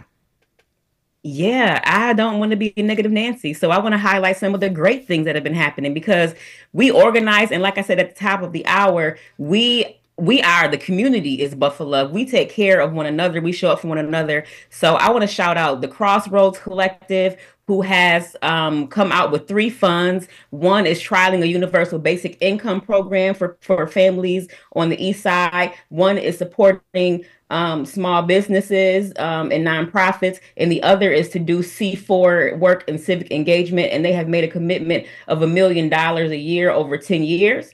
And the other one is Open Buffalo, who is very aware that Buffalo is a climate refuge city, but that climate change and climate devastation disproportionately impacts Black people, and who is working on an eco-justice center.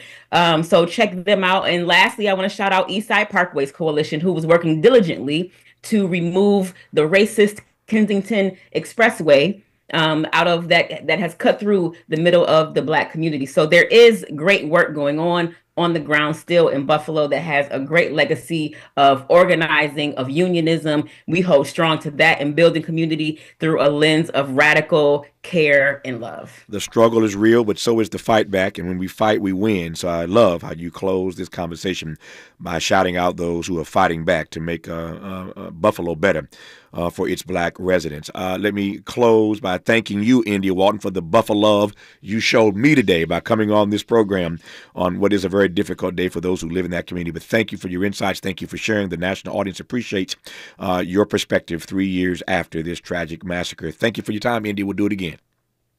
Thank you so much for having me. Good to have you on this program. When we come forward, the legendary Stanley Clarke is in the building, and he'll be in studio for the hour. You're listening to Tavis Smiley. KBLA 1580 Santa Monica. I'm Bree Wood with BIN News Now. Thousands gathered in Washington, D.C. for the 37th Annual National Law Enforcement Officers Memorial Candlelight Vigil. House Speaker Mike Johnson addressed families of fallen officers. This year, the names of 345 fallen heroes will be etched into the National Law Enforcement Officers Memorial. They join more than 24,000 officers who have made the same ultimate sacrifice in the line of duty. National Peace Officers Memorial Day is tomorrow. Chicago aldermen are advancing an ordinance to eliminate the college degree requirement for city jobs, aiming to remove discriminatory barriers. And dozens of Palestinians reportedly died in overnight Israeli strikes on Gaza. Ceasefire talks continue today in Qatar with U.S., Egyptian, and Qatari mediators. U.S. Envoy Steve Witkoff says he sees a genuine chance for progress. Get BIN News Now on demand 24/7 on the iHeartRadio app. Joe Buck and John Smoltz welcoming you back to the City Center Convenience Mart. Uh-oh. She's looking at the cigarettes, but she just grabs the gum off the counter. Stand Up to Cancer and Rally want you to reduce your risk for cancer. Go to takeahealthystand.org. Is this the time? This is the KBLA Sports Minute with Ray Richardson. Two elimination games tonight in the NBA playoffs. New York at Boston and Golden State at Minnesota. New York and Minnesota have 3-1 leads in their best-of-7 series. Boston, the number 2 seed in the Eastern Conference, goes home if they lose to New York tonight. The Celtics will be without their best player. Jason Tatum has surgery Monday to repair a ruptured Achilles tendon in his right leg. Major League Baseball Commissioner Rob Manfred lifted the lifetime ban on Pete Rose, baseball's all-time hits leader with 4,256. Rose was banned from baseball in 1984 for betting on baseball games as a player and manager. Rose, who died in 2024, is now eligible for the Hall of Fame. If you had a vote, would you vote for Rose to go into the Hall of Fame? Email your thoughts to ray@smileyAudiomedia.com. ray@smileyAudiomedia.com. No debates, no speculation, just the info you need. That's your KBLA Sports Minute. I'm Ray Richardson on KBLA Talk 1580.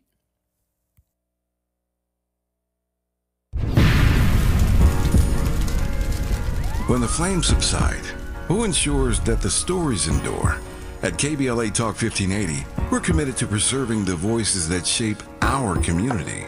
We know people have short memories, and as long as this Black Talk radio station is on the air, we will not let Altadena be forgotten. We are honored to announce that the Altadena Historical Society will officially archive our recent town hall alongside every episode of Conversation Live Altadena Rising with James Farr. This is the show of record, the definitive source for tracking Altadena's roots, resilience, recovery, and reunion. These stories will now live on for students, scholars, researchers, and journalists seeking truth and legacy in the months and years to come.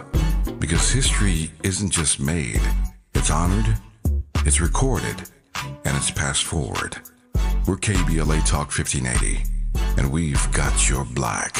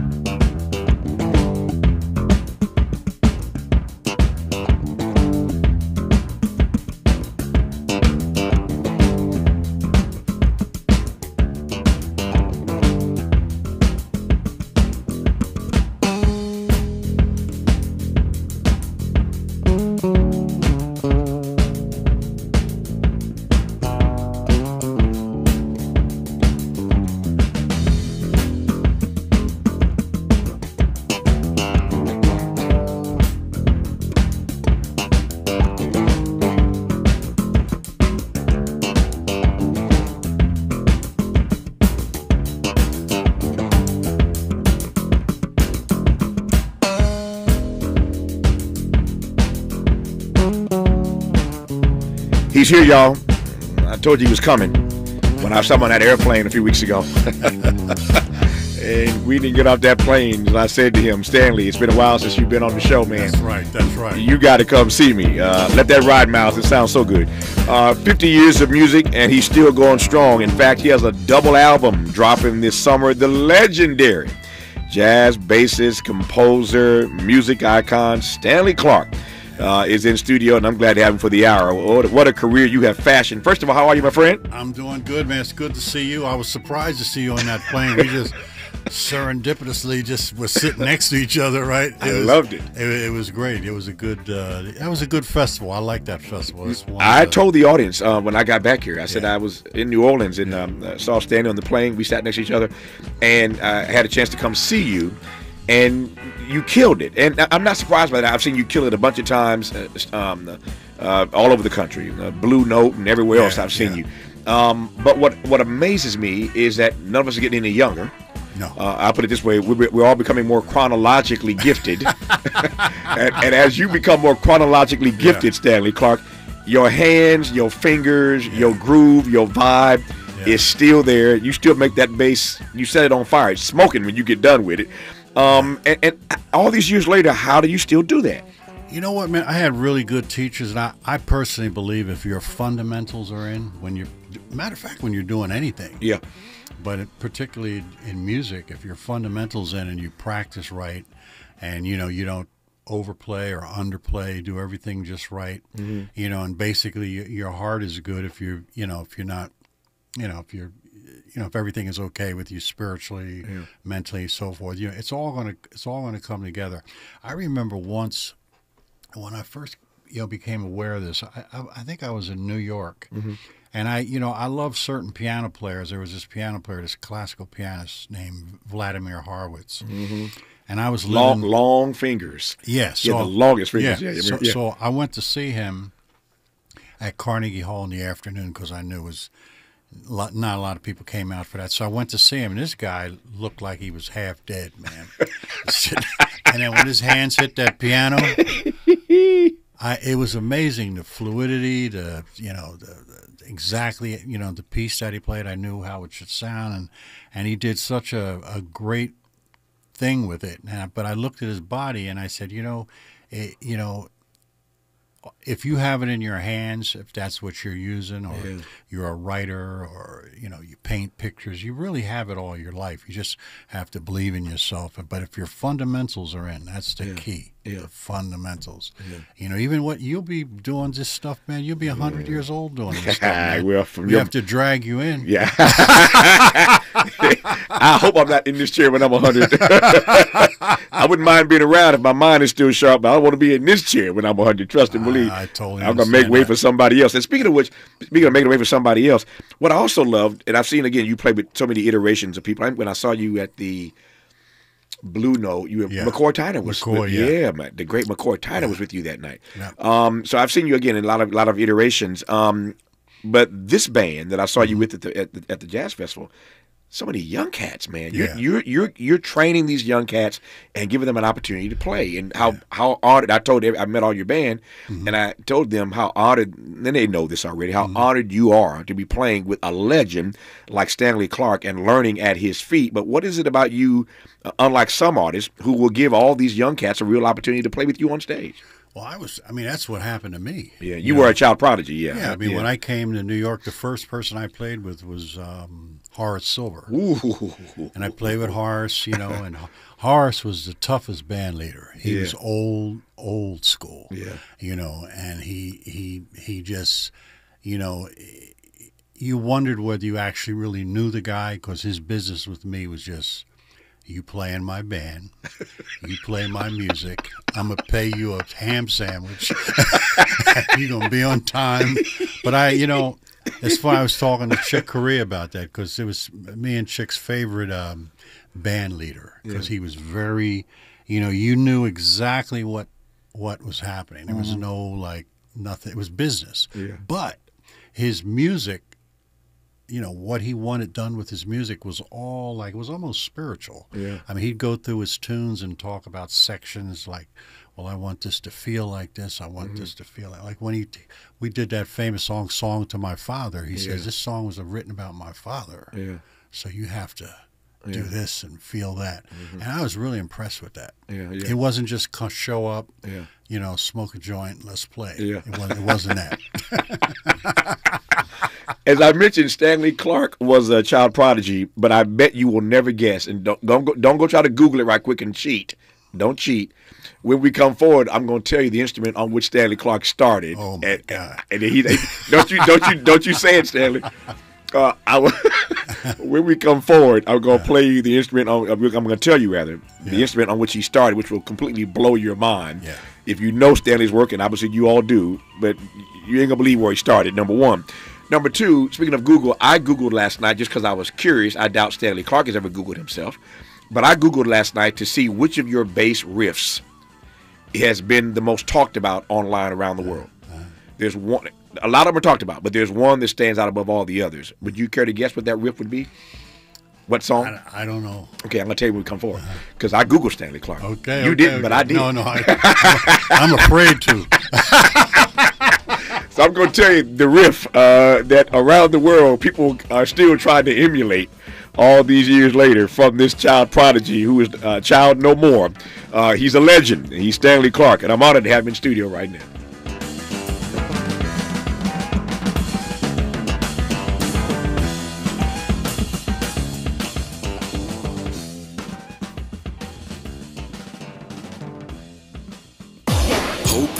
Agency, dignity. This is Tavis Smiley. Can you dig it? Come on! Protect your home and auto with a bundle from Progressive so you can stop worrying about them and invent new things to worry about, like snakes in your bedroom. Sure, that sounds incredibly irrational, but now that we've mentioned it, you are a little worried. The odds of one snake, let alone snakes plural, are so slim. But you might want to check. Oh, you're not near your bedroom. Guess you'll just have to sit there and worry about it. So let Progressive protect your home and auto, because you've got enough to worry about. Progressive Casualty Insurance Company, affiliates, and other insurers. Not available in all states. You really about to do it? 40 acres in the mule. This is bigger than the music. You really about to do it? Yeah, they tried to rig the game, but you can't fake influence. Who among us doesn't like black music? But Kendrick is right. This moment is so much bigger than music. These are serious times. We've got serious problems, and we need serious people who understand that slogans are not solutions. When you want substantial and sober analysis about things that matter to you and the ones you love, this is where you turn. We're KBLA Talk 1580, and we've got your black. We asked seniors how to prevent Medicare scams. My best advice, if you get a phone call, do not talk to the person. These people are well-trained. Don't talk to them. They don't know me. They're just trying to scam me. Don't be fooled. Hang up. Just hang up. Never give out your Medicare number. They're going to get your number to put in a false claim. If I get a call from someone, I don't pick up the phone. And should I pick up the phone and they ask for information, then I hang up. How do you detect Medicare fraud? Just like I check my credit card statements, I check my Medicare statements monthly. Scammers can get a hold of your number, order medical devices through your account, and you're not even going to know about it if you don't look at your statement. Check your statement every month. If you get your statement and you see something that you know you did not have done, you report it. Call your senior Medicare Patrol. To report Medicare fraud, call the Senior Medicare Patrol at 855-613-7080. KBLA Talk 1580. We've got a lot to talk about. Imagine a Los Angeles where everyone can thrive, where communities have access to the resources they need to succeed. That's the vision of Detours Mentoring Group, Inc. They're dedicated to improving life in LA County by providing educational support, employment assistance, and spaces for community engagement. By 2050, they want LA to be the best place to connect, create, learn, live, and play. They're working toward an education system that's well-resourced and culturally responsive, becoming a hub for artists and innovators, and making sure everyone has access to healthy food, quality healthcare, and safe housing. It's about building a future where we all have the chance to succeed. We invite you to learn more about their mission and get involved with Detours Mentoring Group, Inc. This is a community call to action from KBLA Talk 1580. Freedom is an endless meeting, so let's get back to it with Tavis Smiley.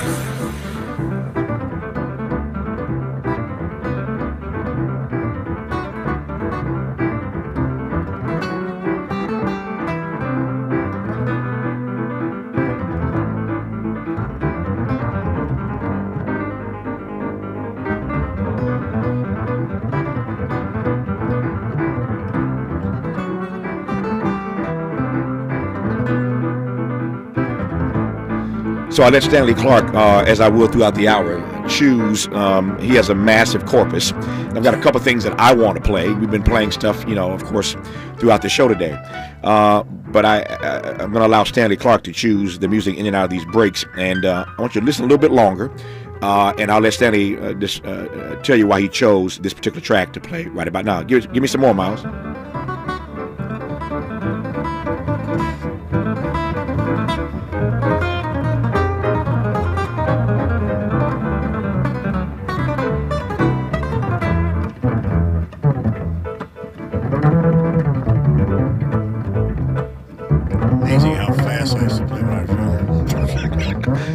Say that, you know, Mike, say that again.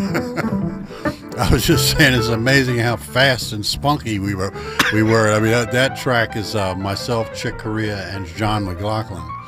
And I remember we did that in Electric Ladyland Studios in New York. And I wrote the piece as a song dedicated to John Coltrane, so it's called A Song to John. And I wrote this stuff, and it was difficult lines in there to play and all that stuff. And I was just damn, back then we were playing like that even then. Man. Yeah, no. And you're still playing just as fast. I know because I just saw you. Stanley Clarke, the legendary bassist, is our guest in studio in this hour, and I am delighted to have him. So let me start. We'll start at the beginning. So I teased the audience a moment ago by asking them if they knew what instrument Stanley Clarke started on. And when I discovered this years ago, I laughed about it then. I'm still laughing about it all these years later. So Stanley, tell the audience what you tried to play what you did in fact play first as a kid. Well, the first instrument I played was an accordion. Let me defend myself here. Stanley Clarke started on the accordion, y'all. I lived in a neighborhood. In those days, they had the music teachers were right in the neighborhood. They had a little storefront, have some instruments out there. So this was a guy from Belgium. Yeah. And, in this neighborhood, I walked in the store. Because my mother sang opera, and she was a painter, very creative woman. She said, "You're going to take music lessons." Yeah. I was 11, maybe something like that. So she walks me in this thing. This guy looks at me and he says, "Oh, I wasn't even sure he was speaking English." But anyway, he handed me this accordion. And I liked the colors on it. I had a red accordion, had these things, and I actually learned how I can play the accordion. To this day. I mean, I try to stay away from it.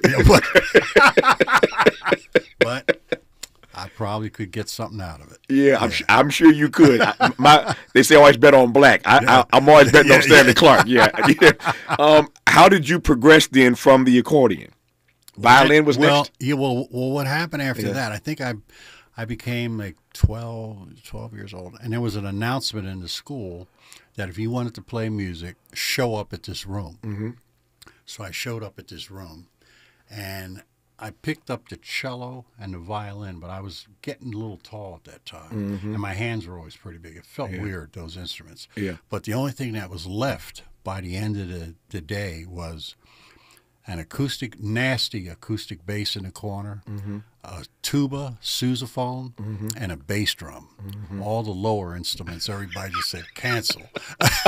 So I knew I wasn't going to carry that heavy-ass tuba. Right. But and the bass drum, no way. That just didn't seem right. So there was this acoustic bass, and I picked it up. And it was god-awful, man. to sound. And I just said, you know what? I'm going to make this thing sound good. I don't know how, but I'm going to do it. And so, and also nobody else picked it. So I felt it was kind of a unique choice. No one else messed with the acoustic bass. And I played it, carried it all my life, and that was it. So clearly you were gifted, and I don't mean to proselytize, but I believe these gifts come from God. That's just my read of it. Sure. So clearly you're gifted, but what do you make of the way? I always love the backstory. This audience knows I do this all the time. I love the backstory. As I say all the time, we see your glory, but we don't know the backstory. It's the backstory that fascinates me. What do you make of the fact that you end up playing bass in part because of what you just told us, that it was the least offensive, the most sexy of these three instruments, and so you just happen to choose it, or it chose you, and you become the legendary Stanley Clarke. But it seems so random, that all this happened. What do you make of that? This is what I believe. I believe that the instruments are almost secondary. I believe that. When you're born, you're endowed. Right. There's a certain endowment that comes with you, like music, creativity. I grew up in a very creative family. My mother sang opera. I was always hearing her sing in different languages in the house. I actually thought she was crazy, to be honest, because I didn't understand nothing.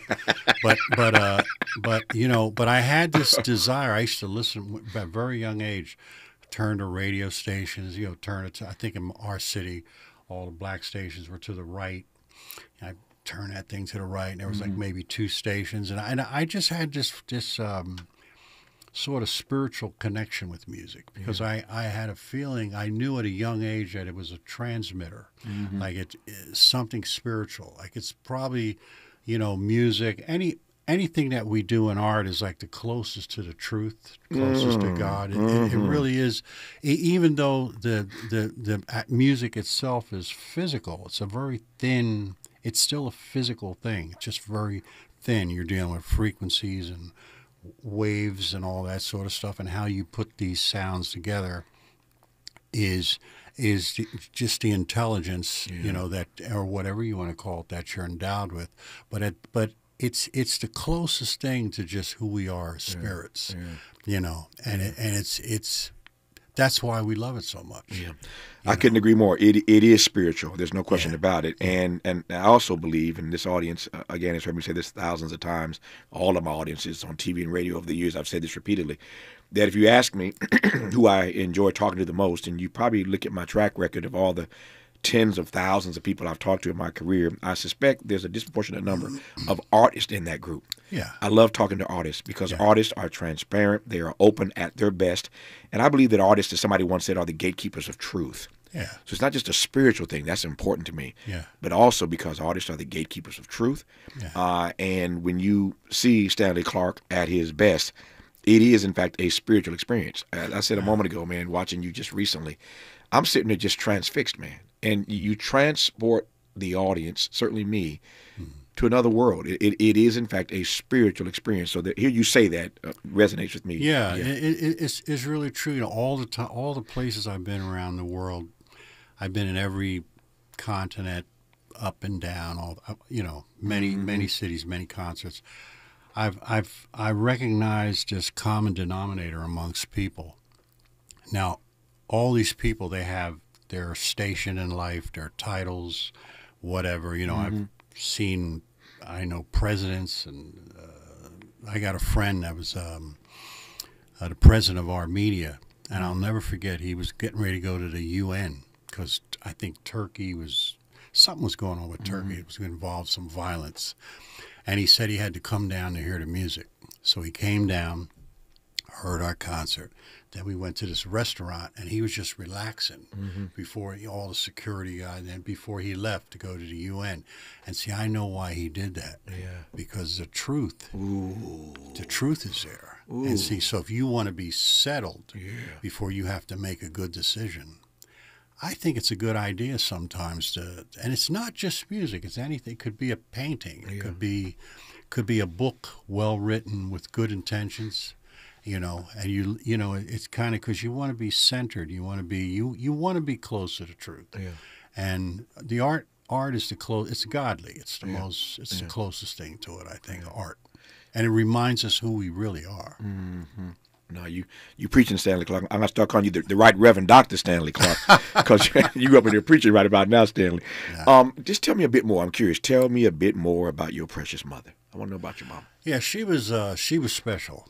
She was way ahead of her time. I mean, she's kind of a Renaissance woman in many ways, to me at least. Mm-hmm. I mean, she sang opera, semi-pro, I guess, whatever. She made her own clothes. The first time I ever saw a miniskirt in my life was on my mother. And I remember looking at my father going to church, and the minister was going, ladies, yes. I never forget. This is the first time I've ever told that story. My father grabbed me by the hand, and he went and said something to the minister. You probably know who this minister is. I'm just going to leave it at that. I'm just going to leave it at that. But she was something. Beautiful woman. And she was just very, very, very creative. A great painter. Yeah. So there was that side, and my father, who was very creative, but maybe didn't realize he was a master with engines. Mm-hmm. He could take a car apart, put it back together, just what he did with engines and things like that. Yeah. We're all creative. I mean, I think, if you look around in a room at all the objects in a room, if you pull the strings on those objects and go back to the individual or individuals that created it, mm-hmm. It's still a creation. It's still a creation, mm-hmm. And it's legitimate. It's just the intention you tag onto it. It's easy with music to make something beautiful. Yeah. And painting, it's easy. It's because it's natural. Yeah. Because you're dealing with very thin material. Yeah. But people that make buildings, I know guys that make buildings that are very spiritual guys. Yeah. That do it. So I said the other day on this program, and I reiterate now because it is true, and I'm listening to Stanley, and it just comes back to me. God knew what he was doing when he put me in this chair as a talk show host. That's right. Because if he made me an artist, you couldn't tell me nothing. But you're an artist. No. But see, you are. Art. My definition is technical expertise along with emotional impact. Say that again. Art is technical expertise, mm-hmm. with emotional impact. Wow. And that is, you do that. I mean, when you touch people, I've always liked your shows because you have something to say and it makes people think, and that's an emotional impact. And you obviously have technique. You're still here. Yeah, it's those fundamentals you were talking about. The fundamentals are very important. It is, to your point, though, it is a blessing. I mean, you start out as a child prodigy, and all these years later, people still want to see you. They still want to hear you. They still invite you to perform, and they show up and pay to hear you. And I feel similarly in the sense that I've been doing this for 30-plus years now. Mm-hmm. And I have, since the moment I cracked a mic in 1991, I have never not been employed as a broadcaster for all these years. So it's a blessing, and I take it seriously. Okay, so I said earlier in this conversation that I Googled Stanley Clarke. He has not Googled Stanley Clarke, but I Googled Stanley Clarke because I was just curious as to which one of his jazz riffs, his guitar riffs, his bass riffs, he's done so many, of course, on all these songs, but which one is the one that people around the world try to emulate the most? And it turns out that this is the one, if you Google him, that people, I think, have talked about and are still talking about the world over. Of course. Here's a funny story about this song. I want to hear it. Hold on one second. I want to hear the story. Let's hear some more of the song. Okay. Then I want to hear the story. Okay.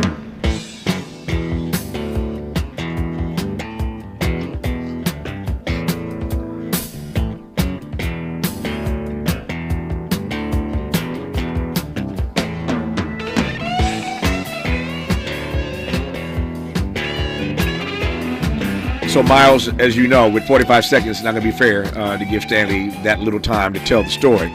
So just ride me out with this track, School Days, and when we come forward, we'll hear the story, the funny story from Stanley Clarke behind the song You're listening to the legendary Stanley Clarke, and I'm glad about it, on Tavis Smiley.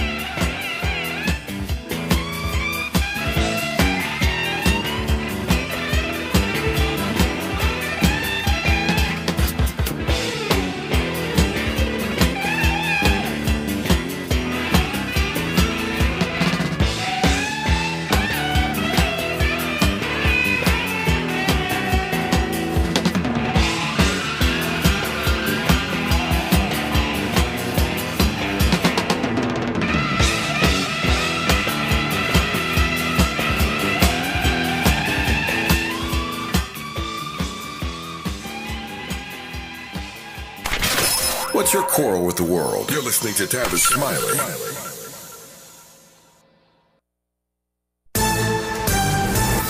I'm Bree Wood with BIN News Now.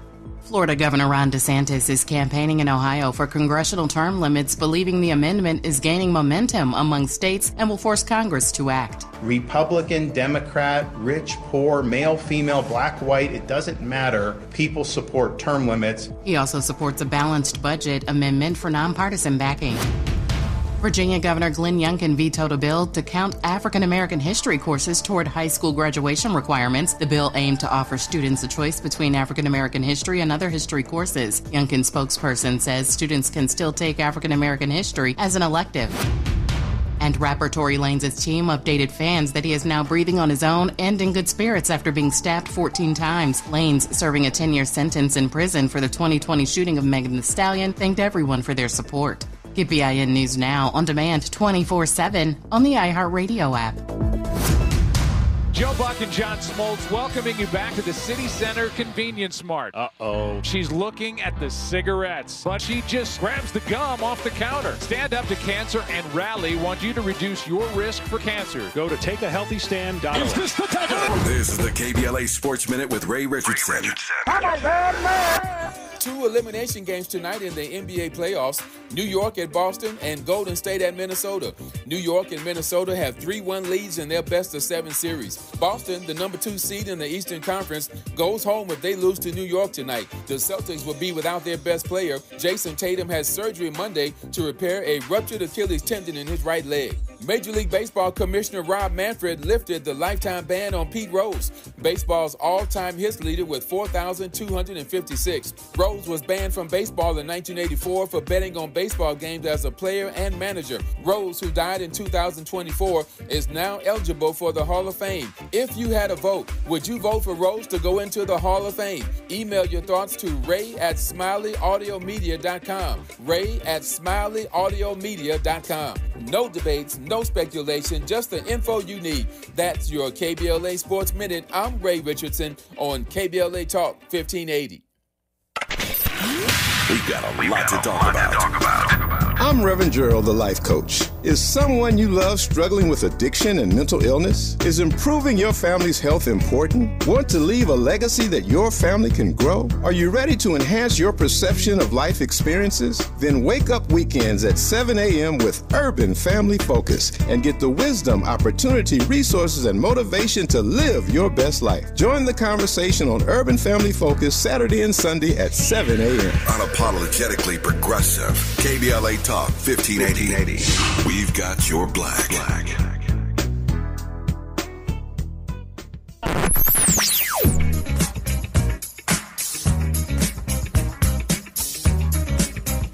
This is KBLA Talk 1580. Talk radio. That's music to your ears.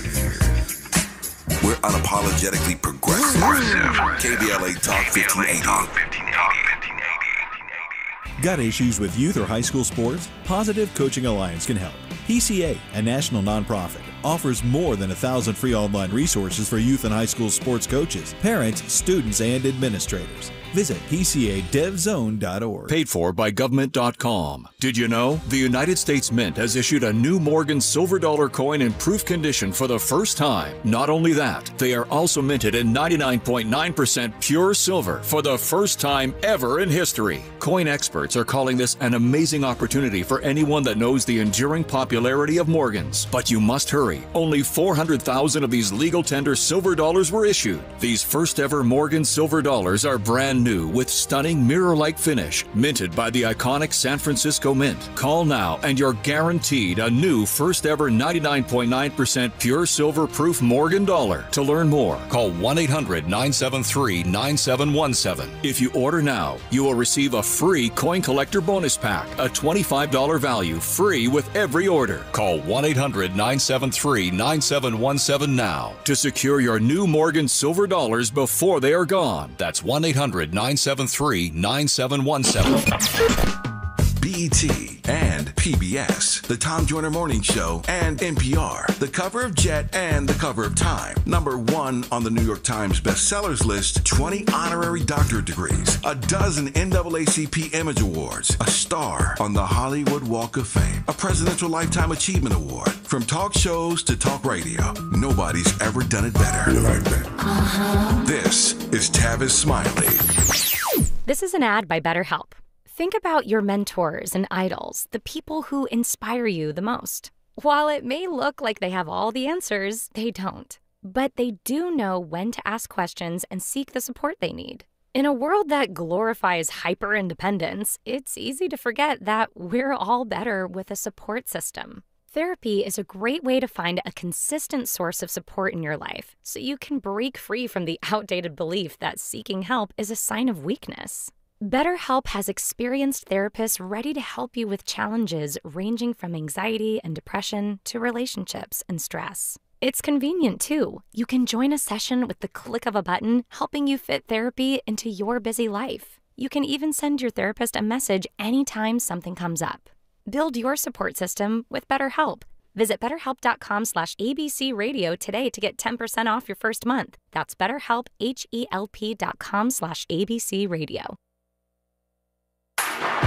Less monologue, more dialogue. Tavis Smiley continues right now.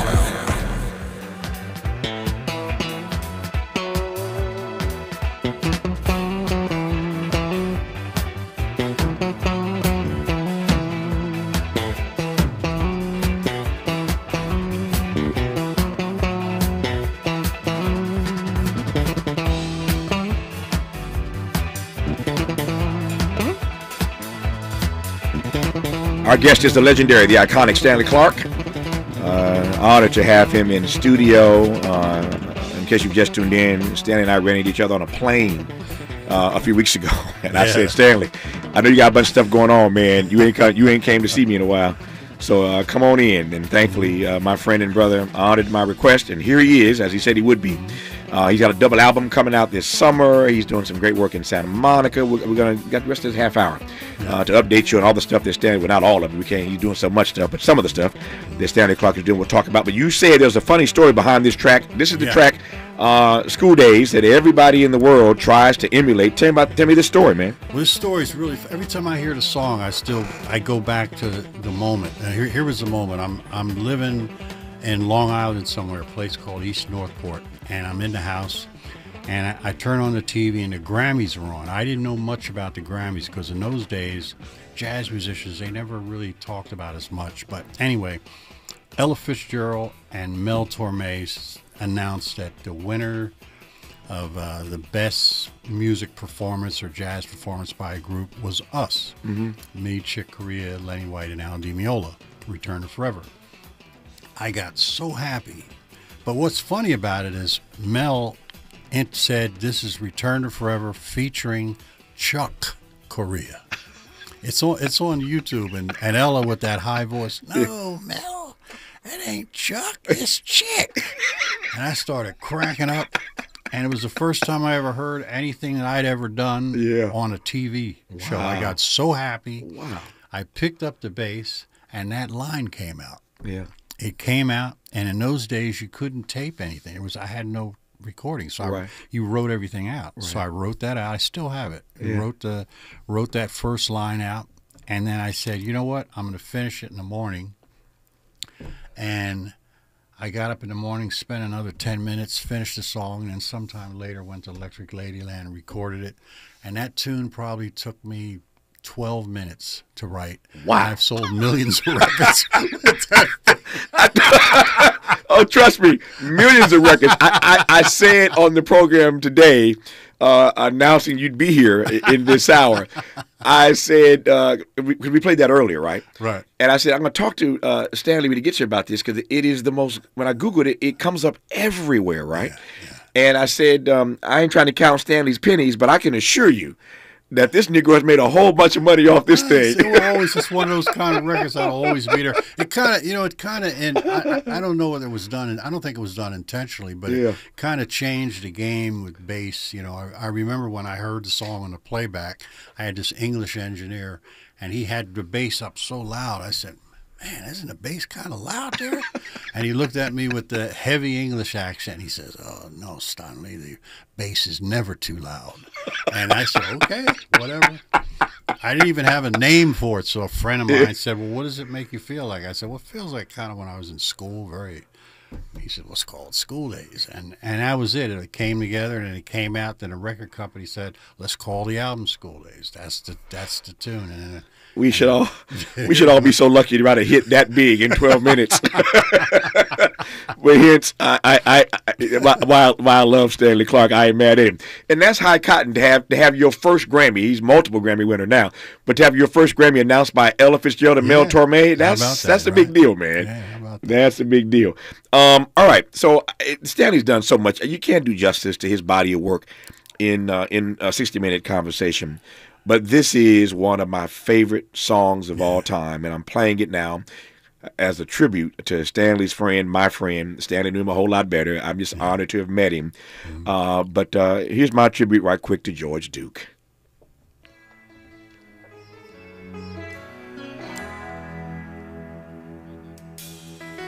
When I think about your loving, the sunny evenings, the fun we used George to wrote this for Corrine, his wife. He wasn't going to record it. I talk him into it. Yeah. Since I've laughed and cried and thought it over, now I realize that it's never over, only set aside. Oh, it's you, sweet baby.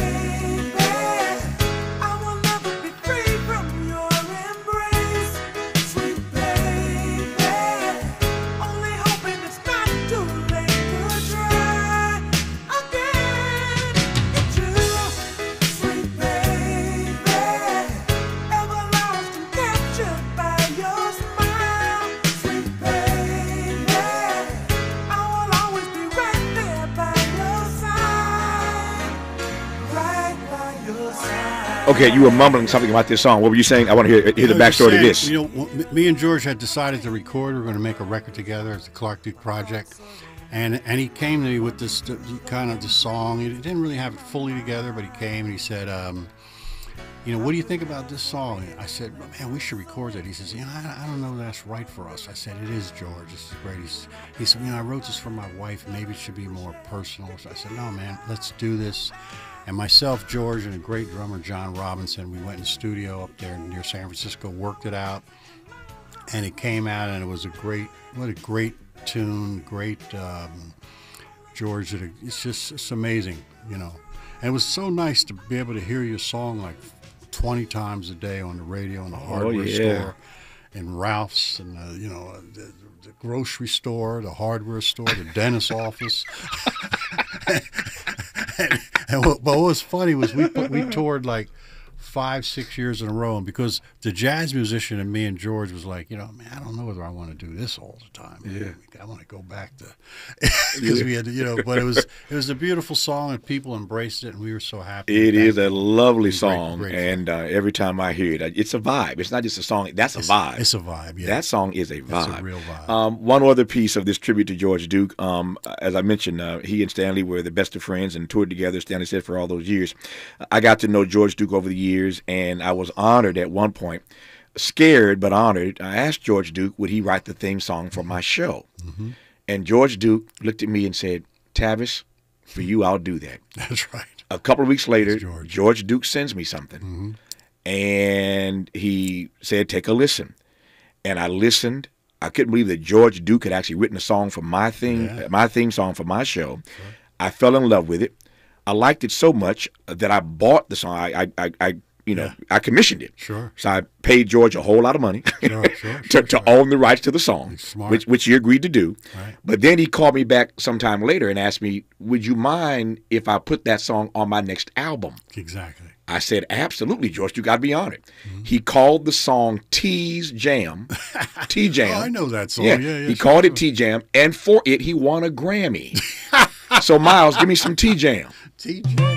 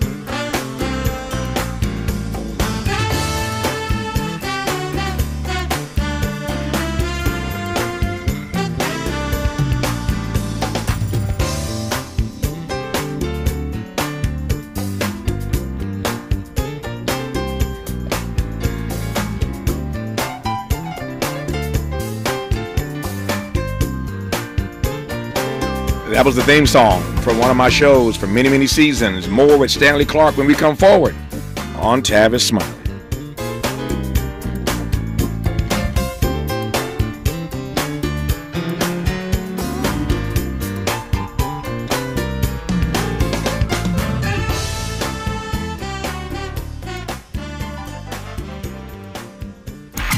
Interrogating and unpacking. That's what we do around here.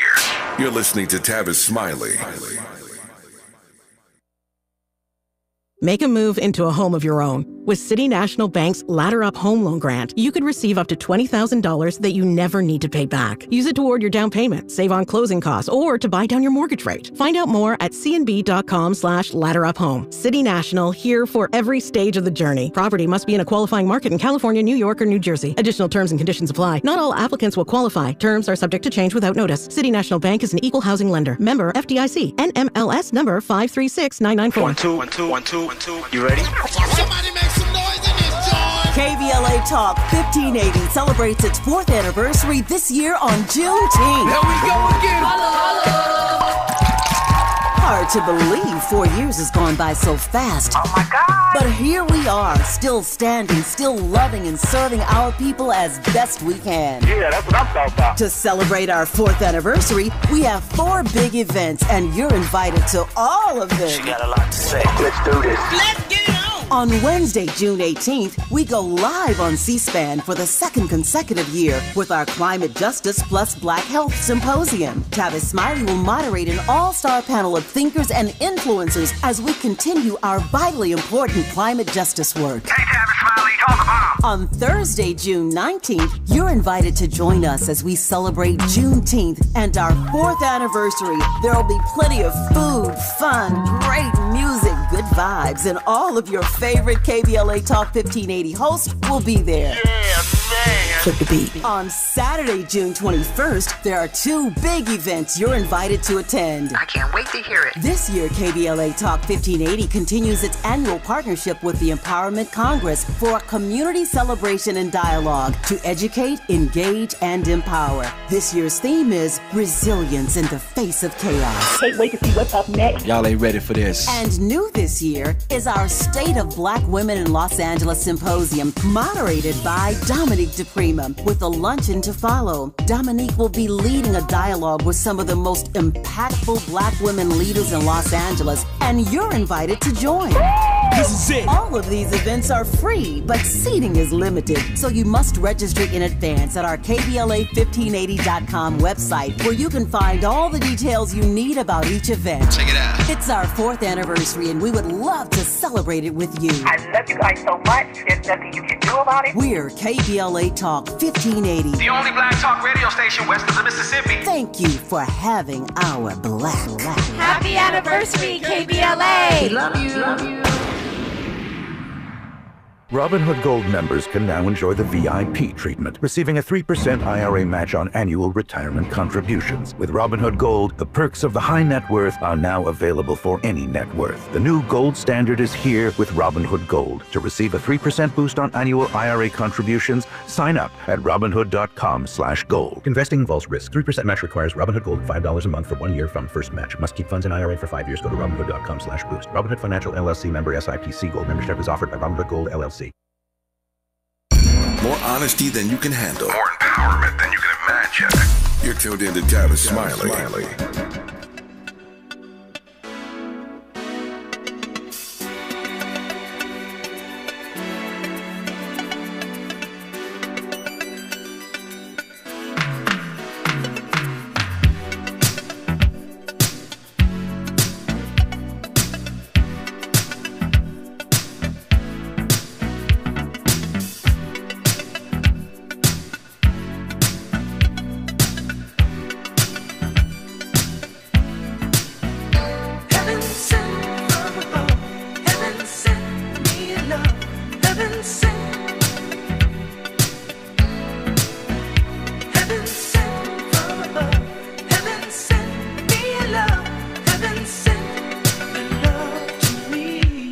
We just talked about Stanley's collaborations with George Duke. You've collaborated with so many people. This is Howard Hewitt. Tell me about this track, Heaven Sent You.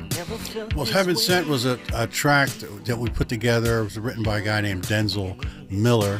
And me and Howard, we liked it. So we, Howard's a bass player. A lot of people don't know that. He's a bass player. And so we've been friends for a long time. And we just, and I love the way he sings. He sings like a jazz musician, because he just sings, and then where he goes, where his notes go, and he's a good guy. So yeah, so we did this song. It was really nice. Yeah. Have you ever had to deal with any pushback in your career from jazz purists because you've done so much stuff like this?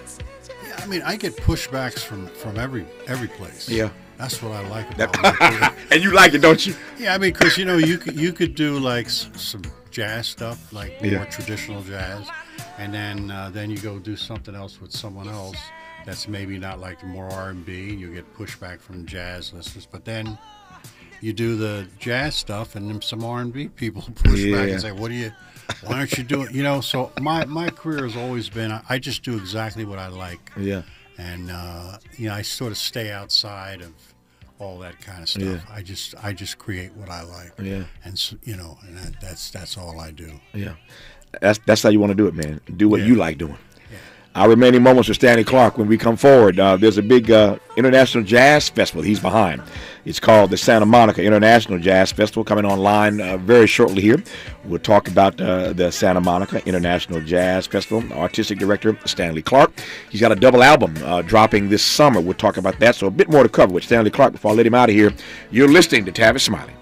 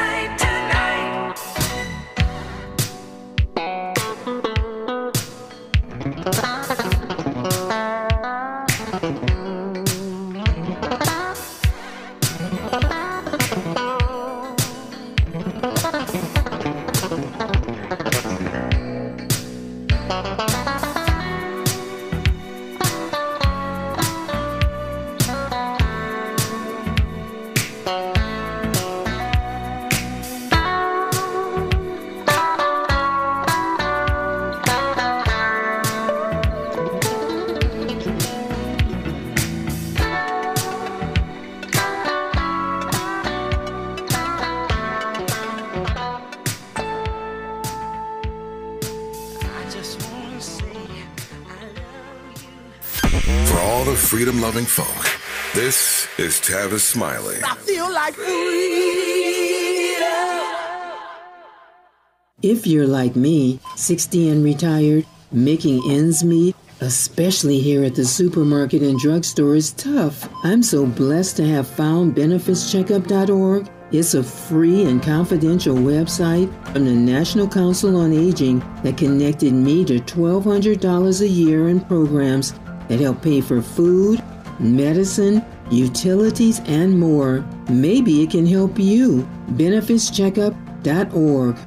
You know where you want to go in life, and City National Bank can help. City National knows the dedication it takes to build your vision for the future into a reality, and our team is here for you. We have a wide range of options to help, from personal savings accounts to interest-bearing money market savings accounts and more, all designed to help you get where you want to go. City National, here for every stage of the journey. Learn more at cnb.com. City National Bank is a subsidiary of Royal Bank of Canada, member FDIC. Hear that? That's the sound of your life. Perfectly imperfect.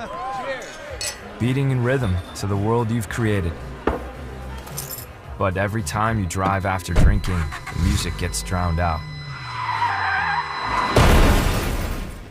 Your life sounds pretty great. Don't let a buzz ruin it. Buzz driving is drunk driving. Don't drive buzzed. A message from NHTSA and the Ad Council. Texting privacy policy and terms and conditions posted at textplan.us. Texting enrolls for recurring automated text marketing messages. Message and data rates may apply. Reply stop, opt out. Consult a doctor prior to use. Wow, you look amazing. What have you been doing? I'm sure you've heard of Ozempic, Wegovy, and the other GLP-1 medications, right? Well, I found this great company called Zelty. If you qualify, their providers can prescribe medications like Ozempic and Wegovy and other GLP-1 medications that are 80 to 90% less expensive, all 100% online. I can get GLP-1 medications for 80 to 90% less and do it all online? No doctor's office or pharmacy? Yes, Zelty can provide semaglutide or tirzepatide, the active ingredients in Ozempic and other expensive GLP-1s, but for 80 to 90% less and shipped directly to your door. How do I get started with Zelty? Just send them a text. Text SKINNY to 323232 to get started today with Zelty. Get the same active ingredients in Wegovy or Ozempic, but for 80 to 90% less and 100% online. Don't wait. Text SKINNY to 323232 right now for a link to your exclusive offer. Text SKINNY to 323232. That's SKINNY to 323232. SKINNY to 323232. Helping to make you the most knowledgeable person in your circle of friends. This is Tavis Smiley. Tavis Smiley and Stanley Clarke. So you got Stanley's busy, y'all. He always is. You got a lot going on. Tell me about this double album dropping this summer. Okay, so end of July, I got a double album. It's an interesting thing. I've spent over a year putting it together. Just put it together myself. Mm-hmm. It has 2 pieces of vinyl. 4 sides, 15 songs. It has a matching CD. It also has a picture book, like a book that basically goes from my life at 11 years old to today. And I remember I got the idea from Quincy. Quincy told me, Quincy Jones, he says, Stanley, just put a picture book there and write a few things because, can't nobody read anymore. Okay, Quincy. Okay, Q. All right, Q. So, but it's really interesting. It's not. It's a balance between it being just pure text, but it's and on a straight up picture book. But it has pictures, all the basses and different records that I've done, all people I've played with, and family pictures, friends, all kinds of real interesting kind of stuff and stories. Yeah. And I really think people are going to like it. So it has the book and it has real liner notes. Wow. That's the thing I missed. You don't see those anymore. Yeah. So it's if somebody dropped in here from another planet and they said, "Who's this guy, Stanley Clarke?" This is the answer. This is the answer. I love it. I love it. This is the one. You've earned the right to do that at this point in your career. So I look forward to that double album and look forward to you coming back. Yes. Later this summer, perhaps when that thing drops. I'm sure you'll be touring for that. Yep, exactly. We'll get you back in here because I want to talk about that. I wish I had some stuff from it. Stanley's not quite done with it. I would have loved to have teased some of that today. As I was do that leaving the home, I thought, I should have bought something. But you should have. That's right. But that's just an excuse to come back. Exactly. Okay, so we'll do that. The Santa Monica International Jazz Festival with artistic director Stanley Clarke coming online in 2026. Say a quick word about that. Yeah. Oh, that's an interesting thing. I was for the last couple of years I've been doing when I'm in town. I teach at Santa Monica College. I teach the college and kids in music and high school as well. And so I told them, I said, listen, I'll do 3 years.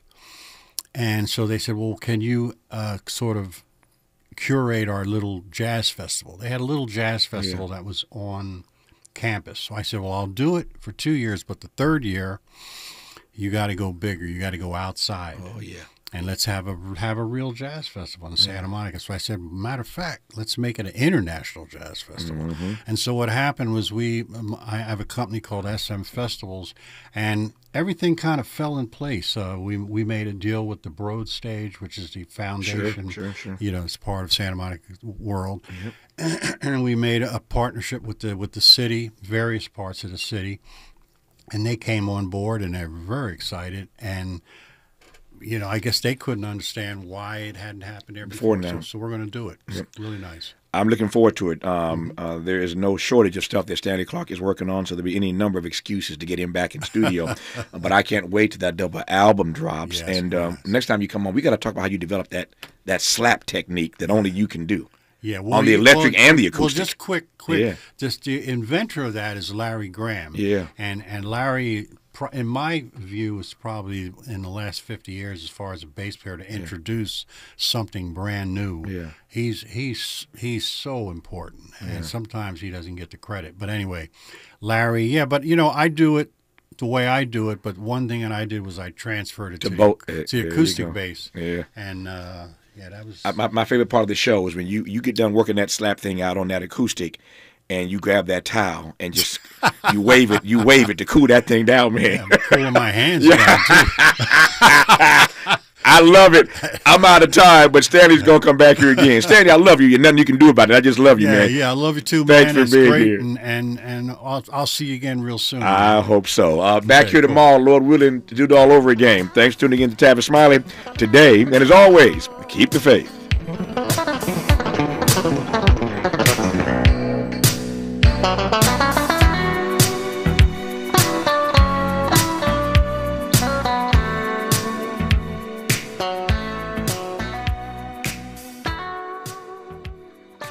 KBLA 1580 Santa Monica. I'm Bree Wood with BIN News Now. Florida Governor Ron DeSantis is campaigning in Ohio for congressional term limits, believing the amendment is gaining momentum among states and will force Congress to act. Republican, Democrat, rich, poor, male, female, black, white, it doesn't matter. People support term limits. He also supports a